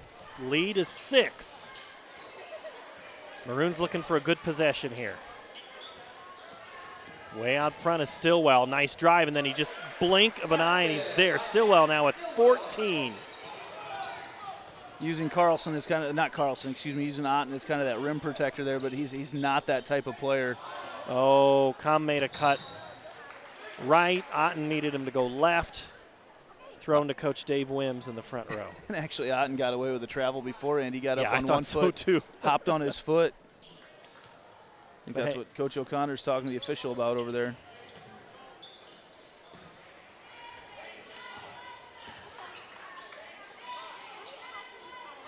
Stillwell gets past Carlson, but nope. Carlson had to foul him to play catch-up. That's a good matchup right now for Dowling. Carlson, probably normally 100% healthy, would be able to keep up with Stillwell, but Stillwell is so quick off the dribble right now, and Carlson just a little bit hobbled by that ankle injury. Not much, but it doesn't take much. Carlson's first. Stillwell drives. A little too quick. Got leaning a little bit. Tried to go baseline and just a little late getting the ball on the ground. We've already started setting up the coverage for the rest of the year, so keep an eye on our YouTube channel, CISN TV, for what games we're doing. We'll have one tomorrow. Otten travels, and that could have been a foul. Instead, it's a turnover. It was Keogh reaching his hand in and kind of locking up the ball. It could have been a travel or maybe a jump ball if you've got a generous official. Jack Keogh, pestered by Bayless up the court. Nice creation. Cum got his hand in there and then blocks it. Oh my. Wow, Stillwell. He's deceptively fast, Andy. I guess I hadn't noticed that. Nice three-point bucket, Jack Keogh. Lead 11. 4 on Cum. Frustration foul, and Cum coming in late on the rebound. He's going to have a seat for a long time. We're 1:50 seconds in to the third quarter, and Cum gets his 4th. Cruz and Manus come back in.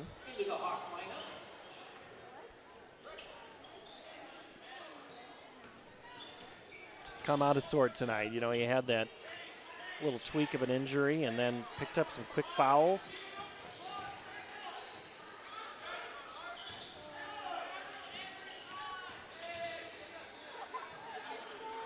Thought about it for a moment was Lyman. Jack Keogh, give and go. And rebound, Carlson. Manus was there as well.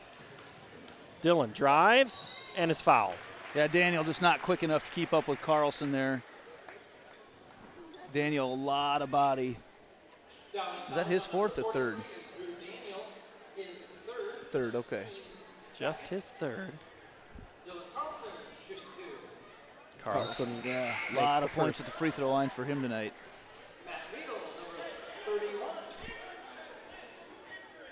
Carlson, 4 points. I don't know if you heard, you didn't hear Coach McAnally says he thinks he had it in their book they were 11 of 12 down the stretch on free absolutely. throws. They were money tonight late in that girls' game. Absolute money. Keogh. Now Stillwell.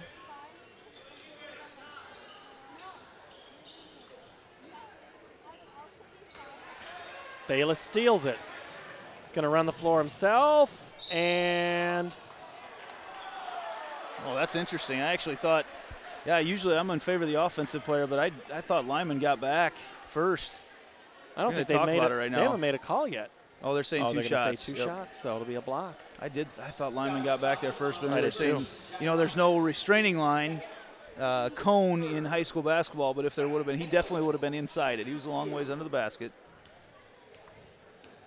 And I thought Bayless maybe lost a handle on it before the shot went off his hands. I think that was the discussion the officials had here before the awarding him 2 free throws. Bayless's free throw cuts the lead to 9 here at 5:12. Left to play in the third quarter. The gym's kind of quieted a little bit as the elementary night fans have kind of made their way home and they've seen their 2 halves of basketball. Bayless now with 4, well under his average of 14. Quickly up ahead the other way and scoring! Luke Cavan. Now Dowling again handling that press very well. Back to a 10-point advantage for the Maroons. Kind of hung out in that 8 to 12 range pretty much the whole night. Cruz misses. Rebound ripped away by Stillwell. Up ahead, Keogh leaves it. Scoring are the Maroons. Jack Lyman. And now we got a track meet going on. I might just shut up for a little while. There's not time for me to talk. I'll let it go before the ball's up to the other end and we got another shot going up. Peter, can we roll that back and have that turned into a promo? I'll just Mark shut the up tape. now. Mark the tape right there. Yeah. Peter Tarpey says that should be our play of the week. 3-pointer on the way from Carlson, no good. The shot's just not falling for Ankeny tonight. Cavan with a couple good minutes so far since he's come in the game. Yeah, we saw Cavan against Centennial earlier this year. Cruz. Oh, that was Smith on defense. Cruz out of position there.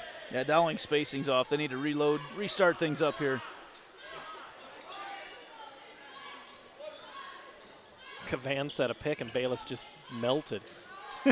That's a good way to describe it. Cavan, 2 more.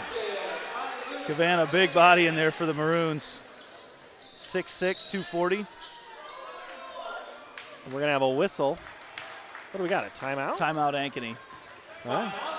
Hawks down by 14 with 3:46 to play.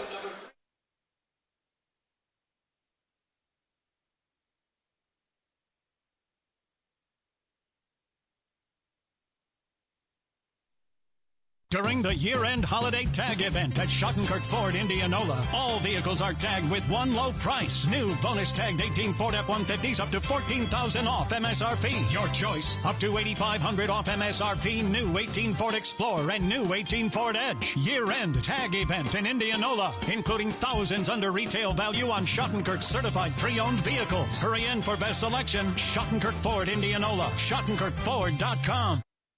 You want to get stronger, faster, healthier. You want more. You want to be part of something bigger than yourself. A place for people of all ages, all walks of life, that provides opportunities for all to succeed. We do that. We're the why. Build more than muscle. Build a stronger community. It's a game of runs in basketball. Ankeny had a 3-0 run. It's not really much. It's just 3 free throws in a row. And then Dowling right now on a 6-0 run. Lead had been down to 8. Now it's at 14. Driving is Cruz and not finishing. Bayless tip it up once, twice, and then he's fouled. So here's the thing, Andy. The fouls are starting to add up for the Maroons. Oh, no doubt. And they're just a couple away from the bonus situation right now. A lot of free throws being shot for Ankeny so far tonight, and that's what they do, though. I mean, they are so quick at getting to the hole, created a lot of contact tonight. They've kept, Dowling actually been able to extend their lead so far with Riggs on the bench. Which means you should be in good position. Yeah, when he comes into the fourth. Forward. Yep. Bayless hits the first one here at the 3:34 mark. The second one is good. Ankeny going to call it? No, they're not. I thought they were going to call off their press there for a second, but see how Michael Keogh handles it. Michael does a quick job getting up the court.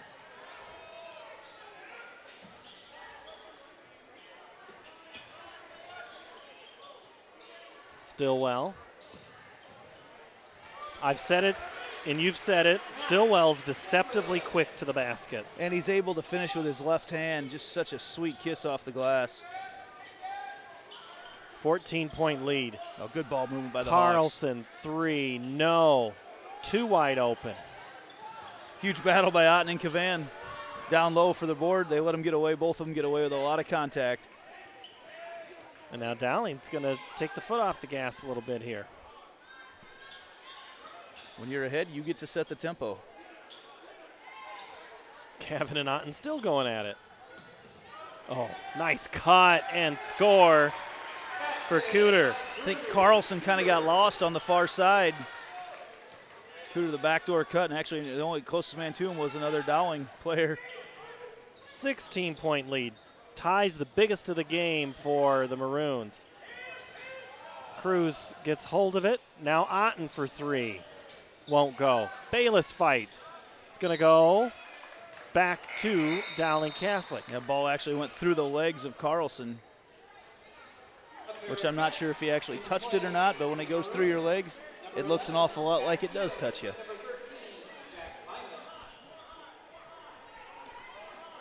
Man, the last 2 times we've seen Ankeny, it has been out of whack. Into Cavan. Otten steals it away for a moment, then rips it, and then getting it back are the Maroons. 3-pointer sticks by Jack Keogh. Who's going to go get it? That's the jump ball situation, correct? That's the second time this season, Andy, we've seen that. That's wedged in there pretty good, too. He's asking. Bayless, it's tough. It's in there a long ways. Don't hurt a finger there. Say, don't jump up and get it. Don't wear it out. They're going to send Riggs out to get it. Oh, Andrew Lynch. There we go. They had called Riggs off the bench at 6'8". They had called him to come in and get it out of there. Oddly enough, I know it's hard to believe, I was never called in to do that, to break the ball out of the rim. That was my job. They had to call me off the bench, and that was the one thing I was good for on the basketball court. Bayless with the basketball. Hawks down by 16. Trying to get some momentum.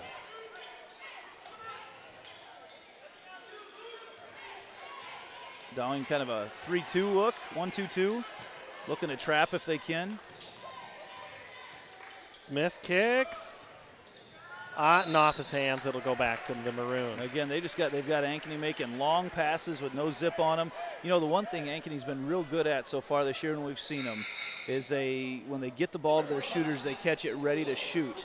And tonight, the balls are not being caught where they can be shot right away. They're caught, they're down here around their ankles. They're too high. They have to go up and get them.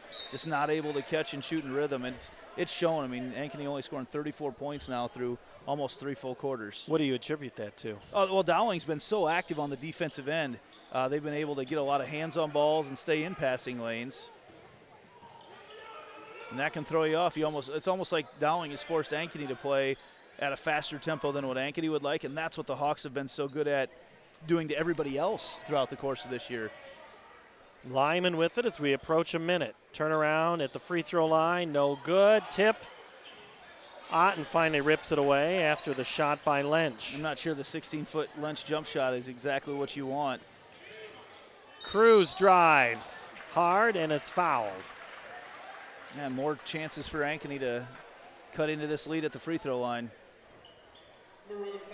Cavan going to come out. That's his first foul. He's had some excellent minutes when he's been in the game so far tonight.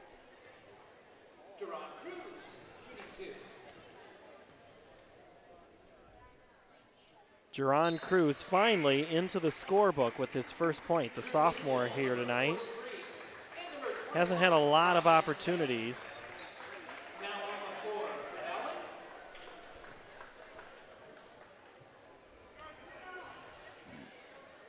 Second free throw, no good. Bayless the rebound, goes back up, gets it almost again, but that's off Riggs. No, that's off the Hawks. Yep, that's off Bayless, or off Cruz, excuse me. Again, Ankeny, they're so good at that. They sneak into the entry lanes of the outlet pass. Bayless is on the front of that point just for his ability to jump. Smith steals it, lays it in.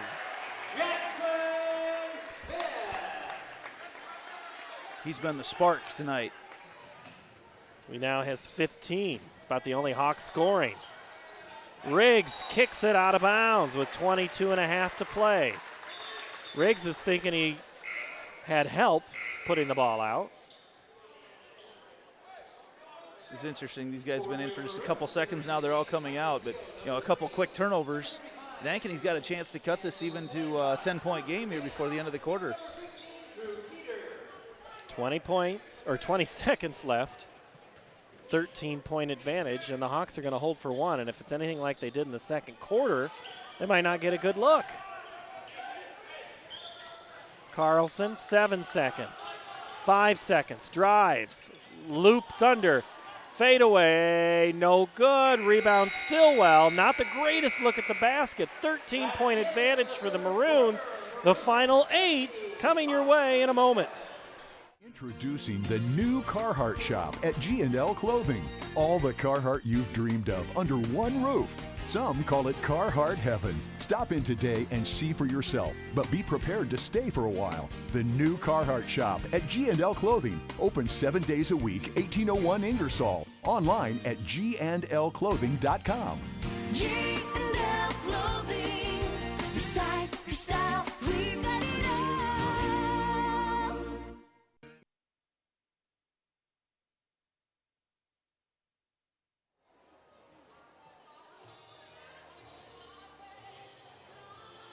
50-47. Take a look at some of the scoring here. Jackson Smith for the Hawks with 15.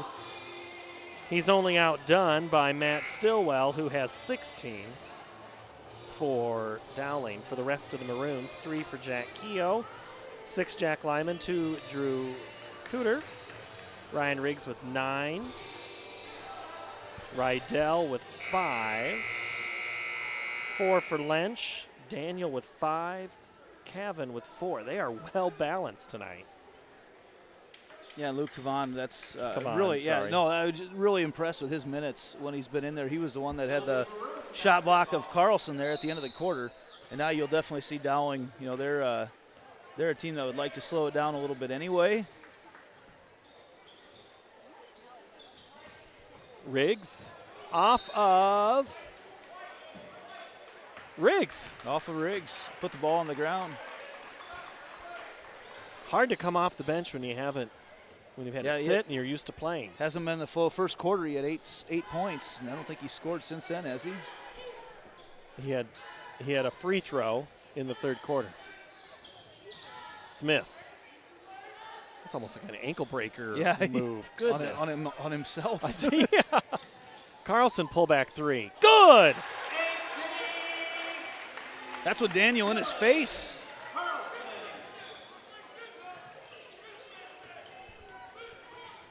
Back to 10.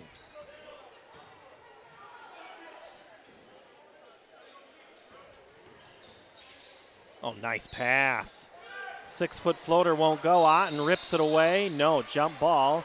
It'll go back to Ankeny. Yeah, Stillwell able to sneak in. Otten had the rebound, and Stillwell, Otten has good position, but Stillwell able to kind of sneak in underneath him. But, we're starting our fourth possession here of the third quarter, or of the fourth quarter, and I'm not sure that's what Coach O'Connor for Dowling wants right now, because in less than a minute. Otten's probably got one of the better upper body strength that you'll see. I mean, just looking at he's not going to lose ripping that ball away very often. No. Bayless in transition. He knew it was off. Yeah, tipped it to himself. Gets a man in the air and gets it off the glass, and that is Bayless's second field goal of the game, but first in a long time. Yeah, he lost it going up the first time, had to double clutch it, but great job continuing the fight, able to knock it in at the end. Hawks got it within 8 in the third quarter, but then Dowling went on a 6-0 run. See if the Maroons can do that again. Daniel almost has his pocket pick. Riggs, the floater, won't go. Good follow by Daniel, tipped away. Otten. Another jump ball called, I believe. Otten with the ball. Otten hands on the ball physically to rip the ball away. Got Lyman in the air. The strength to do that. Am I right, Andy? I mean, look at his upper body. Yeah, he's built differently than everyone else on the court right now. Daniel gets the long pass in. Smith's trying to pick a couple of pockets there. Yeah, he's got to be not too careful right now because you have to be a little aggressive, but you get called for a foul on some of those. Riggs, 15-foot elbow shot. I think they'll let him take that every time. That's going to be on Dowling. Lyman whistled for the foul. Yeah, and here's where we talked earlier that this could come back to bite the Maroons. They've been playing very aggressively, but they are going to allow Ankeny at the free throw line. Chance to get back in the game with no time ticking off the clock. Lyman, his third foul.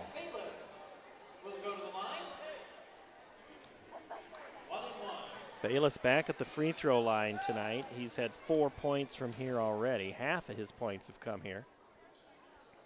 And it'll stay that way as he misses the front end at 5:54. A little bit of pressure.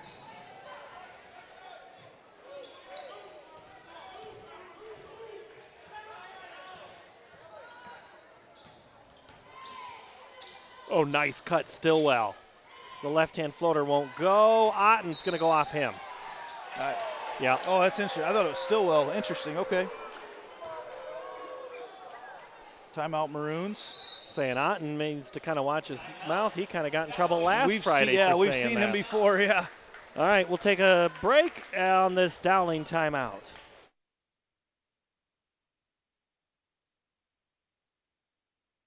Fireplace Superstore. You may have noticed it's starting to get cold outside, and if you're like a lot of folks, that old fireplace in your house isn't doing you much good. You need to replace that thing with a high-efficient gas fireplace from Heat & Glow. We're going to come in, take your old wood or gas fireplace out. We're going to replace it with a warm, cozy, high-efficient, easy-to-use fireplace from Heat & Glow. It'll be the best thing you ever did to your house. Come see us today. Because nothing's better than a warm fire. For the ultimate one-of-a-kind game day experience, make a stop at the other place. The game is on and drinks are cold with game day specials for every fan. Serving Iowa's best pizza since 1970, it's the place for the whole family. With a mouth-watering menu and state-of-the-art audio-video system, make the OP one of the most exciting destinations for sporting events viewing. The other place, American Sports Grill and Pizzeria. Join in on this Iowa tradition, serving the Midwest since 1970.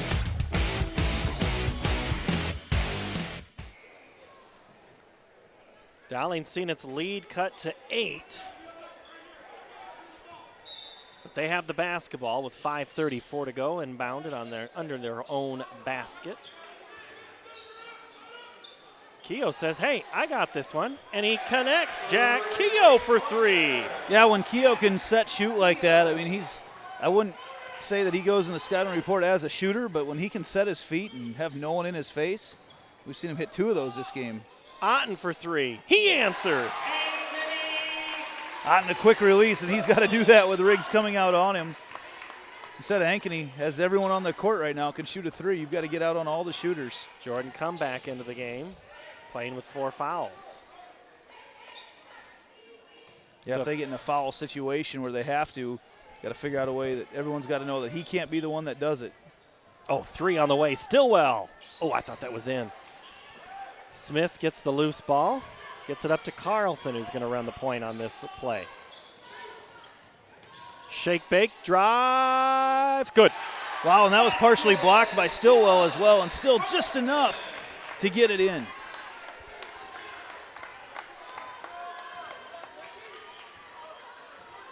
Not since late in the second quarter have the Hawks been this close. It's 6, stolen back away. Stillwell. Daniel, great move to get Bayless into the air. Yeah, Daniel might have traveled just a little bit, but nothing called. Isn't that like a binary thing? Bayless. Yeah, Bayless keeps it up high, doesn't bring it down low. If he brings that ball down at all, it gets blocked right back in his face. Bayless now with 10. Into Riggs. Go with him all game. Otten gets the rebound. Carlson has some numbers. Come. In transition, kicks it to nobody but Stillwell. Stillwell on a breakaway. Come only can just make his footsteps. Yep, can't risk going for the block there and ending your game on a situation like that. Stillwell opens the lead back up by 10. Nice drive, Bayless. Blocked by Riggs. And again, one-on-one. Oh! Somehow Come tips it on the block, and it still goes in. I'm not sure how, Come very aggressive going after that there, but that's a good way for Dowling to open this lead back up to 10. Carlson drives and scores. Carlson tonight somehow able to get it around Daniel and get it up and in. And Dowling comes out of quite a fury of activity, still ahead by 8.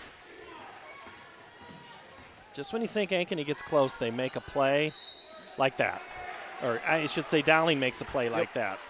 Good drive by Daniel, sense of knowing what to do. Otten gets whistled for a foul there. He probably should have been whistled for a foul the last time down the court because when Riggs took it, he took a lot of body as he went up for the shot. Otten plays so tough down in there, but he's so undersized that you're going to get, as aggressive as he has to play, we've seen him time and time again get in foul trouble this year. Daniel, the first free throw, puts the Maroons up to 60, which is 8 points above their scoring offense per game average. Second free throw's good. Well, and scoring 23 in the first quarter helps out a lot in that regard. Leads back to 10.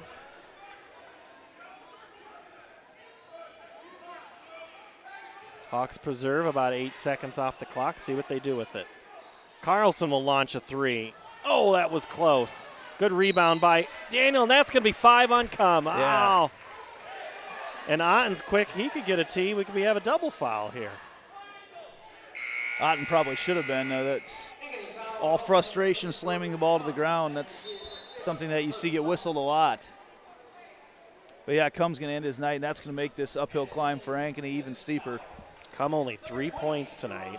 Just hasn't been himself since that catching his knee a little funny early on in the first quarter.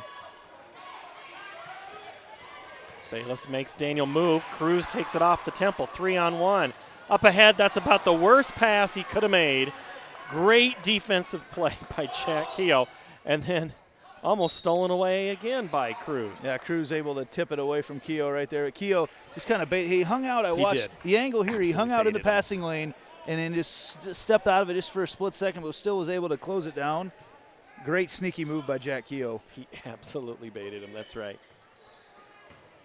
Nice move. Keogh had the open three after he got the pass back from Lynch. That's a look. That's a good look for him too. Approaching 2 minutes, Otten gets the steal. What's Otten gonna do? He's gonna get fouled. Otten, you know, one of the first things taught in basketball is a jump stop, and no referee makes you do that anymore. And that's exactly, Otten goes down and jump stops and shuffles his feet, and then goes up and Lynch fouls him after that. And yeah, a lot of calls for a travel there, but that jump stop is just not something that they force you to do anymore in basketball. They let you get away with that. It's something that 10 years ago that's called a travel, but in today's game, you see it in college all the time too. The jump stop, step. They let you get away with that time and time again. Otten makes the first free throw and the second. Leads back to 8. Dowling's got to be careful. They've got to protect the basketball and the press a lot better than what they've been doing. Because even when you think it's open against Ankeny, it's not. There's a trap look. Keogh. And quickly, the Maroons make 3 good passes. Use the floor to their advantage now, the clock, because now Ankeny might have to start thinking about fouling. And they've only got 5. So yeah, that's not a strategy. They're just going to try to, get it back on a turnover. Riggs holds it out. Now the Maroons in the catbird seat here. 1.5 minutes to play. Carlson's going to be called for the foul on Stillwell. Stillwell averages 11 points a game. He's got 20 tonight. He's having a good game. I've seen him 3 times this year, and each time he has been outstanding. So quick to the basket with a nice finish.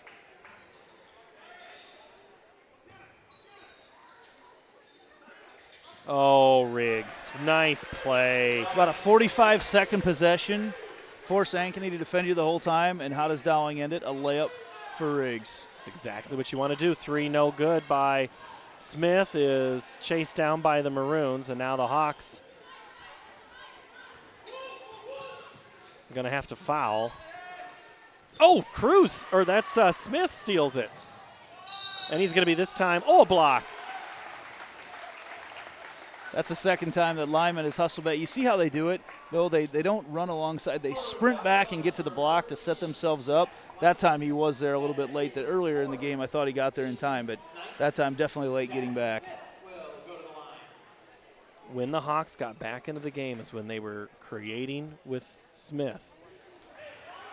Since then, it's been a lot harder to climb that hill and get back even within 4. Yeah, this Hawks team just hasn't looked themselves the last couple times we've seen them. They were ranked as high as 2nd in the state. Was that shortly before Christmas, I believe? They don't have that post presence. I mean, Otten plays so hard down there, but they don't have that rim protector, that post presence that could really make this one of the elite teams with the guard court that they have. Well, and the injury bug hasn't hit them as hard as it has others. I know Waukee is out a player. Well, we saw, Carlson sat out the last game, and the way they looked against Ames, there was no energy there. We just thought, well, maybe that's a Carlson's out type of thing. Maybe he's the emotional leader. Well, we've really seen that carry over to tonight. We just haven't seen much of him. And, Dowling has been outstanding tonight. The game plan that they've come in with, the press break that they've used has led to a lot of great opportunities. They're not a team that is known for running the court, but Dowling, I think the best way to describe it tonight is Dowling has beat Ankeny at their own game, beating him up and down the court, creating a lot of good looks in transition. I got to give a lot of credit. Keogh has been outstanding tonight. Jack Keogh he's handled the pressure well, hit a couple big shots, and he has made the transition to basketball season now, and it's a good time you've done it because he has been just absolutely outstanding tonight, handling what Ankeny's thrown at him. Mason City will be the site of Dowling's next game on Monday, and then Tuesday, a very good North team will be their opponent. And Ankeny can't even foul here. They miss Keogh on the foul. Ankeny really not even trying to foul. Interesting. You know, this is a big win for Dowling because Dowling gets a 2 seed now in that region. Carlson the steal. 1-on-4, misses the layup. I think he was expecting some contact. Well, I think didn't Stillwell actually did down here. I think Stillwell was able to get a hand on him. Ooh, Stillwell and Otten, and that's going to be an intentional foul on Otten. And he's hurt on top of it. He goes up with 2 hands, comes down. I'm not sure if he hit his head. Yeah, he hit his head on the ground, I believe. Otten. Or is he holding his back? Dowling trainer Del Lark out to take a look at him. He's holding his back, but yeah, he got whistled for, called an intentional foul. Said he went up and didn't really try to block it. 27 seconds left. We're back after this. MidAmerican Energy and you, together partnering to change the energy landscape by pioneering money-saving, energy efficiency programs and building a new industry in Iowa, wind energy, all while keeping your rates low. So what's next? We'll keep delivering cost-effective energy efficiency programs while putting money back in your pocket. That's right. You decide how best to spend your savings. That's a partnership good for you, good for the environment, and good for Iowa. Another way we're obsessively, relentlessly at your service. Everyone who believes in competition and good sportsmanship, who knows it's not about the trophies or the medals, but rather the lessons learned. For those who understand, it's not whether you win or lose, just that you give your best. So go ahead, lace them up, take the field, have fun, and play. For the experience, for the memories, for the love of the game. Shields. Nolan Otten is lifted up and or assistance to get up and then walks off on his own power, and he'll head to the locker room early. It was interesting. They called intentional foul right away, but they're not lined up to shoot intentional free throws. Maybe they waved it off. I don't know. Did they talk him out of it? Free throw is good by Matt Stillwell. Because the signal came right away for sure. That's the disadvantage of being on the opposite side of the scorer's table. We don't hear all the discussions that take place. Otten will have to see what happened to him. It looked like at first he grabbed his back, but then I wonder if it was a head. Bayless 3, good. Bayless is going, why couldn't I make that earlier? Now 13. Big win for Dowling. They're going to take the 2 seed in their region. That's a big win for them. Get to host a game, I believe, right? That's how it works at the hosting? I think so. Your matchups, and they sweep Ankeny on the season. Dowling will hold on for a 65-57 win.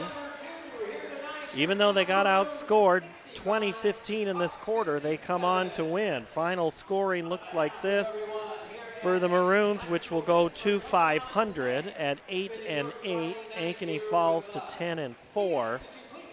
2 of their losses have come to this Dowling team. Matt Stillwell with 22, 9 for Drew Daniel, 11 for Ryan Riggs, 6 for Jack Lyman and Jack Keogh, and 4 for Andrew Lench, and for the Ankeny Hawks tonight, 16 from Jackson Smith, 13 Braxton Brayless, 11 for Dylan Carlson, 3 for Jordan Cum, and 8 for Nolan Otten. The Maroons will play Monday night at Mason City. The Hawks will be home with Hoover on Tuesday. With, actually, I believe they're going to play, Marshalltown is Thursday. That's right. It's Hoover, Marshalltown, then Johnston. And we'll have Johnson Ankeny next Friday night. It's the next time I'll see you. Sounds good. On Actually, the you won't. It's true. You won't see me. I'll be doing the daddy-daughter dance next that's Friday right. night. That's right. I got to get a different color guy. I knew that, too. Yes, I have to do those duties. One of the fun times a year that I get to take. Last year, for the only time in my life, I got to take all 4 girls out to the daddy-daughter dance on one night. This year, I'm down to 3 because my oldest has outgrown it. Yep, she's aged out. But last year, from 12 down to 3, I got to take them all for the evening. So. Well, big weekend here on CISN tomorrow at 1, so probably about 10 to 1. Pat Curtis, Jackie Sapp will be on the air for that Dowling Catholic hosting Iowa City City High. That is on CISN.TV. And then Waukee Valley will be on Monday. Oh, yeah, that's a makeup. So Dar will have that? Wednesday will be wrestling, and then Friday we'll be back here. Got all that? I think so. Got a lot going on. Check the YouTube channel for all of those videos that we have. For Peter Tarpey, Andy Pollock, I'm Paul Yeager. Thanks for coming. Thanks for watching, and good night. Fletcher in Ankeny. Words cannot even begin to describe our Sunday brunch.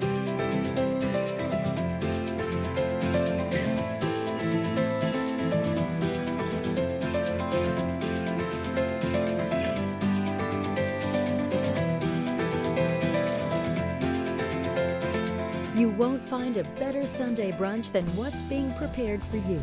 Try it this Sunday. The Fletcher, North Ankeny Boulevard in Ankeny.